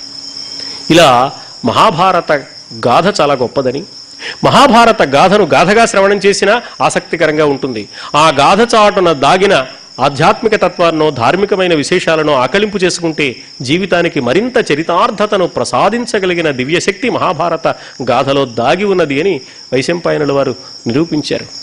అసలు సంస్కృత మహాభారతానికి ఆంధ్ర మహాభారత కర్తలు తొట్టతొలి వ్యాఖ్యాతలు అన్నారు మహానుభావులు ఋషితుల్యులు అయిన ఆచార్య శలాక రఘునాథ శర్మ గారు. చాలా ఆశ్చర్యకరమైన మాట. సంస్కృత మహాభారతానికి తెలుగులో వెలువడిన మొదటి వ్యాఖ్యానం కవిత్రయ మహాభారతం, మొదటి వ్యాఖ్యాత నన్నయ్య భట్టారకుడు అన్నారు ఆయన. ఆలోచించి చూస్తే తెలుగు మహాభారతాన్ని మనం పరిశీలిస్తే వ్యాసుల వారి మహాభారత కథతో పాటు వ్యాస హృదయాన్ని కూడా వ్యాఖ్యానిస్తూ రచన చేశారు. అలాంటి కవిత్రయం మనకు లభించడం తెలుగు జాతి యొక్క అదృష్టం. ఆ కవిత్రయం వారు అందించిన మహాభారతం, అందుకు మూలమైన వ్యాసభారతం, అందుకు మూలమైన వేదధర్మం, వాటిలో దాగి ఉన్న ధర్మాన్ని ఈ వేదిక మీదుగా మనం అందుకోగలగడం మన అదృష్టం. అందుకు కృష్ణ పరమాత్మ ఒక కృష్ణారావు గారిని చూపించాడు. అందుకు పరమాత్మ ఒక ఉండ్రాజవరం వేదికను, గోస్తనేనిది తోటలో శుభ ఎలక్ట్రానిక్స్లో ఒక వేదికను చూపించాడు. ఆధునిక సాంకేతిక విజ్ఞానానికి కావలసిన పరికరాలు తయారు చేయడంలో బ్రతుకు తెరువు చూసుకుంటున్న పిల్లలకు బ్రతుకు పరమార్థం తెలియడానికి ప్రాచీన ధార్మిక సాహిత్య విజ్ఞానాన్ని సంపదగా అందించి పంపించాలి అన్న ఆలోచన వెలకట్టలేని ఆలోచన. వన్ మ్యాన్ ఆర్మీ అన్నట్లుగా ఒక్క వ్యక్తి ఇంతటి దాన్ని సాధించడం అంటే శుద్ధమైన సంకల్పం ఉంటే, పవిత్రమైన హృదయం ఉంటే, చెయ్యాలి అనుకుంటే ఈ ప్రపంచంలో ఏది అసాధ్యం కాదు. మనం ఎక్కడ చేస్తామండి, మన వల్ల ఎక్కడవుతుందండి అని ఎవ్వరూ అనుకోవలసిన అవసరం లేదు అని తన వంతు పాత్రను ఉదాత్తమైన తీరులో నిర్వహించడం ద్వారా లోకానికి ఒక సందేశాన్ని కూడా ఈ వేదిక అందిస్తోంది అని నేను భావన చేస్తున్నాను. మహాభారతాన్ని ఇంతకాలం శ్రద్ధాళువులై శ్రవణం చేసిన చిరంజీవులందరినీ హృదయపూర్వకంగా ఆశీర్వదిస్తూ మహాభారత గాథకు తమ ఉత్సాహ ప్రోత్సాహాలను ప్రేమపూర్వకంగా అందించిన పెద్దలైన వారందరికీ నా నమస్సుమాంజలులు సమర్పిస్తూ, యథార్థంగా ఈ మహాభారత ప్రవచన ధారావాహిక ప్రణాళిక చాలా సంవత్సరాలుగా కృష్ణారావు గారి మనస్సులో ఉంది. దీని గురించే నాతో ఎప్పుడు మాట్లాడినా, కలుసుకున్నప్పుడు మాట్లాడినా, ఫోన్లో మాట్లాడినా వారు చర్చిస్తూ వచ్చారు. ప్రత్యేకించి ఈ రచనా ప్రణాళికను సిద్ధం చేయడం కోసమే నేను నిడదవోలు పట్టణానికి ఒకసారి వచ్చినప్పుడు కృష్ణారావు గారిని కలుసుకోవడానికి ఈ తణుకు వచ్చాను. వారితో మాట్లాడినప్పుడు ఒక ప్రణాళికను సిద్ధం చేసుకోవడం జరిగింది. ఆ ప్రణాళికలో కొన్ని చిన్న చిన్న మార్పులతో మొత్తం ప్రణాళిక అంతా ఆచరణ రూపంలోకి వచ్చింది. మహాభారతాన్ని ఆస్వాదించగలిగే అదృష్టాన్ని కృష్ణ పరమాత్మ ఈ వేదిక మీదుగా ఇంతమందికి అనుగ్రహించాడు. ఆస్వాదించే అదృష్టాన్ని శ్రోతలకు ఇవ్వడం మాత్రమే కాదు, తాము నేర్చిన విద్య దైవానుగ్రహం ద్వారా తమకు లభించిన ఆలోచనను పంచుకోవడానికి వక్తలకు కూడా పరమాత్మే అవకాశం ఇచ్చాడని నేను భావిస్తున్నాను. ఎందువల్లంటే అనుగ్రహం లేకపోతే వినలేకపోవడం కాదు, అనుగ్రహం లేకపోతే పెదవి కదిపి ఏ మానవుడు పలకలేడు కూడా. తన నోట వెలువడుతున్న ప్రతి మాట ఆ పరమాత్మది మాత్రమేనని ఏ మానవుడైనా గుర్తించవలసిన ధర్మం ఉన్నది, బాధ్యత ఉన్నది. ఇంతమందికి ఇంత పుణ్యాన్ని పంచిన కృష్ణారావు గారు విద్యార్థులకు మేలు చేయడం మాత్రమే కాదు, ఎందరెందరికో ఈ మహాభారతాన్ని తెలుసుకునే అవకాశాన్ని కలిగించారు. కేవలం లైవ్ టెలికాస్ట్గా రావడం ద్వారా TCN ఛానల్లో ఈ చుట్టుపక్కల 60 గ్రామాలకు వెళ్ళడం మాత్రమే కాదు, సముద్రాల ఎల్లలు దాటి విదేశాల్లో నివసిస్తున్న ప్రవాస ఆంధ్రులైన వారు కానీ, సంస్కృతి ప్రియులైన వారు కానీ దీన్ని దర్శించి మహాభారతాన్ని తెలుసుకోవడానికి ఒక మహత్తరమైన అవకాశాన్ని కలిగించారు. సాంకేతిక విజ్ఞానాన్ని, సాహిత్య వైభవాన్ని ప్రసారం చేయడానికి వినియోగించుకున్న వారి సంస్కారానికి 2 చేతులు జోడించి నమస్కరిస్తూ, సాత్యవతేయ విష్ణుపద సంభవమై విబుధేశ్వరాబ్ధి సంగత్యుపశోభితం వై జగద్విదితం బగు భారతీయ భారత్యమరాపగౌఘము నిరంతర సంతత పుణ్య సంపదున్నత్యభివృద్ధి సేయు వినినన్ కొనియాడిన ఎలవారికి అన్నాడు నన్నయ్య భట్టారకుడు. ఇది ఒక దివ్యమైన ఆకాశగంగా ప్రవాహం అన్నాడు. ఆకాశగంగా విష్ణుమూర్తి పాదాల్లో పుట్టింది, విష్ణు స్వరూపుడైన వ్యాసుని పదాలలో పుట్టింది ఈ ఆకాశగంగా అన్న మహాభారతం. అది అందరినీ పునీతుల్ని చేస్తుంది. మనందరినీ ఈ మహాభారతం అనే ఆకాశగంగా ప్రవాహం మనందరినీ తరింప చేయాలని, మన జీవితాలకు వైభవాన్ని ఇవ్వాలని, ముఖ్యంగా ఈ చిరంజీవులకు భావి జీవితం ఆదర్శప్రాయం, ఆనందమయం కావాలని మనసారా ఆకాంక్షిస్తూ, తణుకు పట్టణానికి ఎప్పుడు వచ్చినా ఈ కార్యక్రమాల నిమిత్తం వారి ఇంట్లో ఉన్నప్పుడు కృష్ణారావు గారికి నా మీద అభిమానం ఉండడం వారి సంస్కారాన్ని బట్టి సహజమైన విషయం. ఆ పిల్లలు మన ఇంట్లో మన పిల్లల్ని కూడా మనం అలా తీర్చిదిద్దగలమా అనే సందేహం మన మనస్సుకు కలుగుతుంది. అంత చక్కగా వారి శిక్షణలో వీరున్నారు. వారిని అలా తీర్చిదిద్దడం వీరి విశేషమైతే, తమను తాము అలా తీర్చిదిద్దుకోవడానికి కావలసిన సంస్కారాన్ని కలిగి ఉండడం ఆ పిల్లల్ని చూస్తే నాకు చాలా ముచ్చట కలుగుతుంది. వీరందరికీ పరమాత్మ యొక్క కరుణ అనంతంగా వీరందరిపై వర్షించాలని ఆకాంక్షిస్తూ, పెద్దలు శ్రీ గుర్తి సత్యనారాయణమూర్తి గారు కానీ, రసరాజు గారు నిన్న వచ్చారు, సుశర్మ గారు ఈవేళ వచ్చారు, అంతకుముందు 3-4 సార్లు వచ్చారు. ఈవేళ ముఖ్యంగా మా కోటవారు వచ్చారు, మా మిత్రులు సత్యనారాయణ గారు, డాక్టర్ రాజ్యలక్ష్మి గారు వచ్చారు. పెద్దలైన వారు విన్నప్పుడు మనం సక్రమమైన మార్గంలో నడుస్తున్నామని వారు శిరకంపం చేసినప్పుడు ఒక సంతృప్తి కలుగుతుంది. అలాంటి సంతృప్తిని నాకు అనుగ్రహించడానికి వ్యాసుడే ఇన్ని రూపాలలో ఇక్కడ కనిపిస్తున్నాడని నేను భావన చేస్తున్నాను. ఇది వ్యాసమయంగా, వాసుదేవమయంగా ఈ సభను తీర్చిదిద్ది ఇంతటి అమృతాన్ని లోకానికి వర్షించడానికి పూనుకున్న కృష్ణారావు గారికి, ఇంతసేపు ఈ కార్యక్రమంలో శ్రద్ధాళువులై వినడం మాత్రమే కాక ఇన్ని రోజులు వచ్చిన మీ అందరికీ కృతజ్ఞతలు చెబుతూ, వచ్చిన వాళ్ళకి చెబుతాం, నా అభిప్రాయంలో రాకుండా ఉన్న వాళ్ళకు కూడా చెప్పాలి, రాకుండా ఉన్న వరుణదేవుడికి కూడా కృతజ్ఞతలు చెప్తూ, స్వస్తి సర్వేషాం సమస్త సన్మంగళ. సహస్రావధాన భాస్కర శ్రీమాన్ కోట లక్ష్మీ నరసింహం గారిని వేదిక మీదకు విచ్చేసి ఈ కార్యక్రమాల గురించి కానీ, గురువు గారి గురించి కానీ 4 మాటలు చెప్పవలసిందిగా వేడుకుంటున్నాం. వందే గురుపదద్వంద్వం అవాంగ్మానసగోచరం రక్తశుక్ల ప్రభామిశ్రమతర్క్యం త్రైపురం మహా.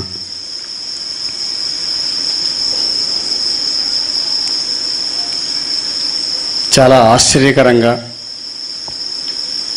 అమోఘంగా, ఆనందప్రదంగా, ఆమోదయోగ్యంగా అందరికీ భారత భాగవత రామాయణాలు ఈ వేదిక నుండి ప్రసారం కావటం మనమందరం చేసుకున్న గొప్ప అదృష్టం. కలిదోషం అంటున్నటువంటి ప్రాంతం ఒకటి ఉందని, అది నైమిసారణ్యం అని పెద్దలు చెప్తున్నారు. ఆ నైమిసారణ్యం మనం వెళ్ళలేకపోయామనే బెంగ లేకుండా ఇదే నిజమైన నైమిసారణ్యంగా నేను భావిస్తున్నాను. సౌనకాది మహర్షులందరూ కూడి యజ్ఞయాగాది కర్తవ్యాలు చేస్తుంటే సూత మహర్షి వచ్చి అనేక పురాణాలు చెప్పారట. సౌనకాది మహర్షులందరి యొక్క ఆకృతిని లీలగా కృష్ణారావు గారు ధరించారని, ఒక సూతుల్ని కాదు చాలామంది సూతుల్ని ఇక్కడ చూపించారని నేను అభిప్రాయపడుతున్నాను. సూత పరంపర ముఖ్యంగా ఇంతటి మహత్తర కార్యక్రమ నిర్వహణకు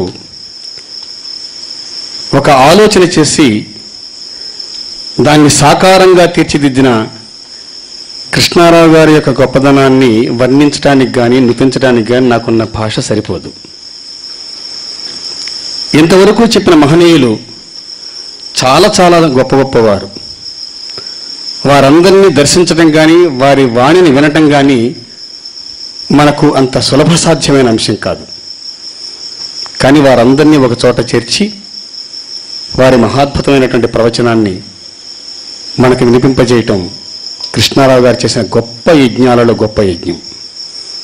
అటువంటి యజ్ఞకర్త అయినటువంటి కృష్ణారావు గారికి నమస్కారం చేస్తున్నాను. వచ్చిన వారందరూ మహనీయులు. ఎవరెవరు ఎలా చెప్పారో మీ అందరికీ తెలుసు. మనందరం విన్నాం, ఆనందపడ్డాం. ఈనాటి ఈ 3 రోజుల ప్రసంగంలో శ్రీమన్నారాయణ గారి యొక్క ఉపన్యాసాన్ని మనందరం విన్నాం. ఎంతోమంది తమ తమ అభిప్రాయాలను చాలా చక్కగా వ్యక్తం చేశారు. నాకు కూడా ఒక వాక్పుష్పాన్ని వారి పాదాల ముందు పెట్టేటువంటి అవకాశం ముందు కల్పించినందుకు ధన్యవాదాలు తెలియజేసుకుంటూ, సంస్కృతంలో ఒక శ్లోకం ఉన్నది.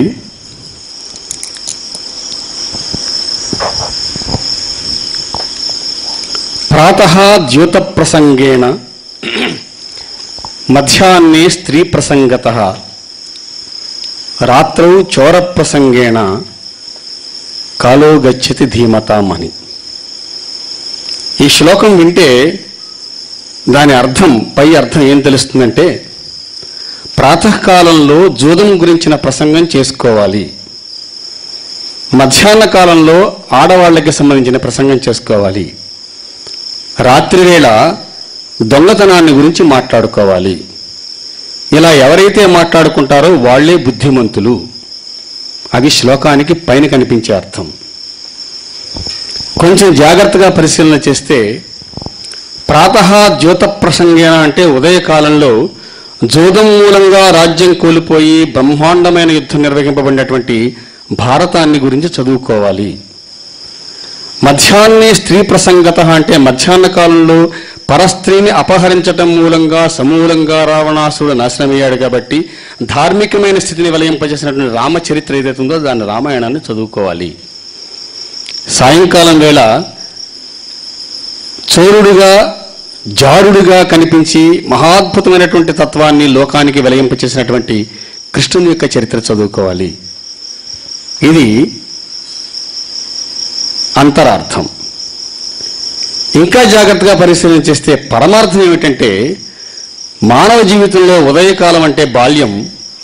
బాల్యంలో భారతాన్ని చదువుకున్నట్టయితే ధర్మం అంటే ఏమిటో, స్నేహం అంటే ఏమిటో ఆ లక్షణాలన్నీ చిన్నప్పుడే అలవాటు పడతాయి.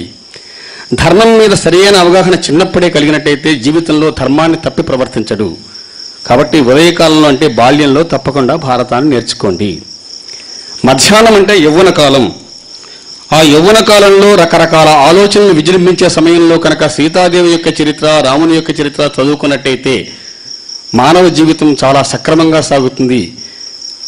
ఏకపత్ని వ్రతం అంటే ఏమిటో, జీవనంలో విధానం ఎలా ఉంటుందో తెలుసుకుంటాం. కాబట్టి మధ్యాహ్నం అంటే యవ్వన కాలంలో తప్పకుండా రామాయణాన్ని చదువుకోవాలి.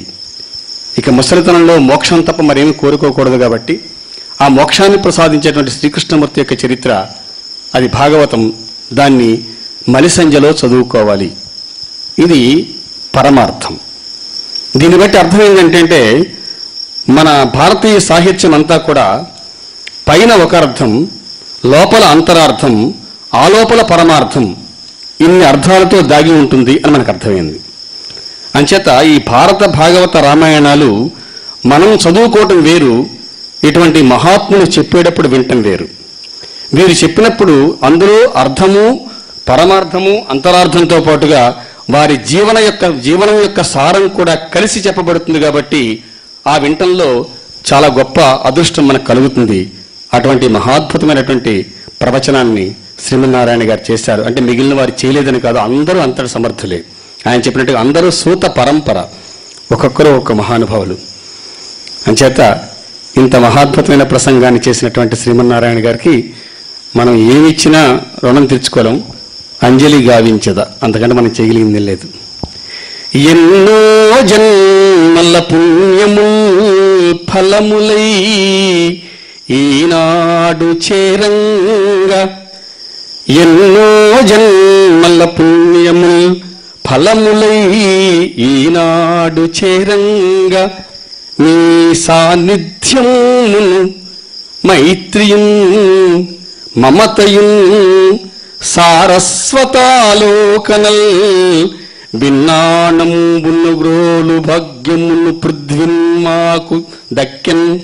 శ్రీమన్నారాయణ శ్రీమన్నారాయణ నీదు ప్రేమకు నమస్కారములర్పించెదన్. శ్రీమన్నారాయణ నీదు ప్రేమకు నమస్కారములర్పించెదన్. శ్రీమన్నారాయణ గారిలో ఉండేటువంటి గొప్ప లక్షణం నాకంటే మీకే తెలుసు, అయినా నాకు తెలిసింది కూడా చెప్పాలి. కాబట్టి విషయాన్ని తెలుసుకోవటం వేరు, విషయాన్ని చెప్పటం వేరు. ఏదైతే తెలుసుకున్నామో, ఏదైతే చెప్పామో దాన్ని ఖచ్చితంగా ఆచరించటం వేరు. ఈ మూడు లక్షణాలు ఒకే చోట ఉన్న వ్యక్తి శ్రీమన్నారాయణ గారు. ఇది కేవలం ఈయన మీద అభిమానంతో చెప్తున్న మాట కాదు, అక్షర సత్యం మీకు చెప్పాలి కాబట్టి చెప్తున్నాను. శ్రీమన్నారాయణ గారు ఉపన్యాసాలు వింటున్నప్పుడే కాదు, ఆయనతో మామూలుగా మాట్లాడుతున్నప్పుడు కూడా నాబోటిగాడికి నిజమైన పాఠాలు. ఆయన మహాపండితుల సరసన ఉండవలసిన వాడైనప్పటికీ నాబోటి చిన్నవాళ్లతో కూడా సమకర నిపాతో హిమకరహ అన్నట్టు చంద్రుడు ఒక పెద్ద భవనం మీద, ఒక చిన్న పూరి గుడిసె మీద కూడా ఒకే రకంగా ఎలా కాంతిని ప్రసరింపజేస్తాడో, అలాగే శ్రీమన్నారాయణ గారు మహాపండితులతోటి, నాలాంటి అల్పజ్ఞులతో కూడా అదే ప్రేమని, అదే స్నేహాన్ని ప్రవర్తింపచేయటం ఆయన గొప్పతనం. మనం చూసాం ఆకాశగంగ అంటే ఏమిటో, త్ర్యంబకం అంటే ఏమిటో, స్వర్గారోహణంలో ఆ కాలి నడక అంటే ఏమిటో, ఒక్కొక్క మాటకి ఎంత లోతైన అర్థం ఉన్నది, ఎంత మహాద్భుతమైన భావనలు దాగున్నాయి. అవన్నీ సవిస్తరంగా మాకు చెప్పి అర్థాన్ని, అంతరార్థాన్ని, పరమార్థాన్ని తెలియజేసిన శ్రీమన్నారాయణ గారికి మనందరి తరపున నమస్కారాలు తెలియజేసుకుంటూ, ఇటువంటి కార్యక్రమాల పరంపర ఇంకా ఎన్నో జరగాలని, అటువంటి శక్తియుక్తులు మన కృష్ణారావు గారికి భగవంతుడు ప్రసాదించాలని కోరుకుంటూ ఈ అవకాశం ఇచ్చిన మీ అందరికీ కృతజ్ఞతలు తెలియజేసుకుంటూ నమస్కారం. ఉంటాను.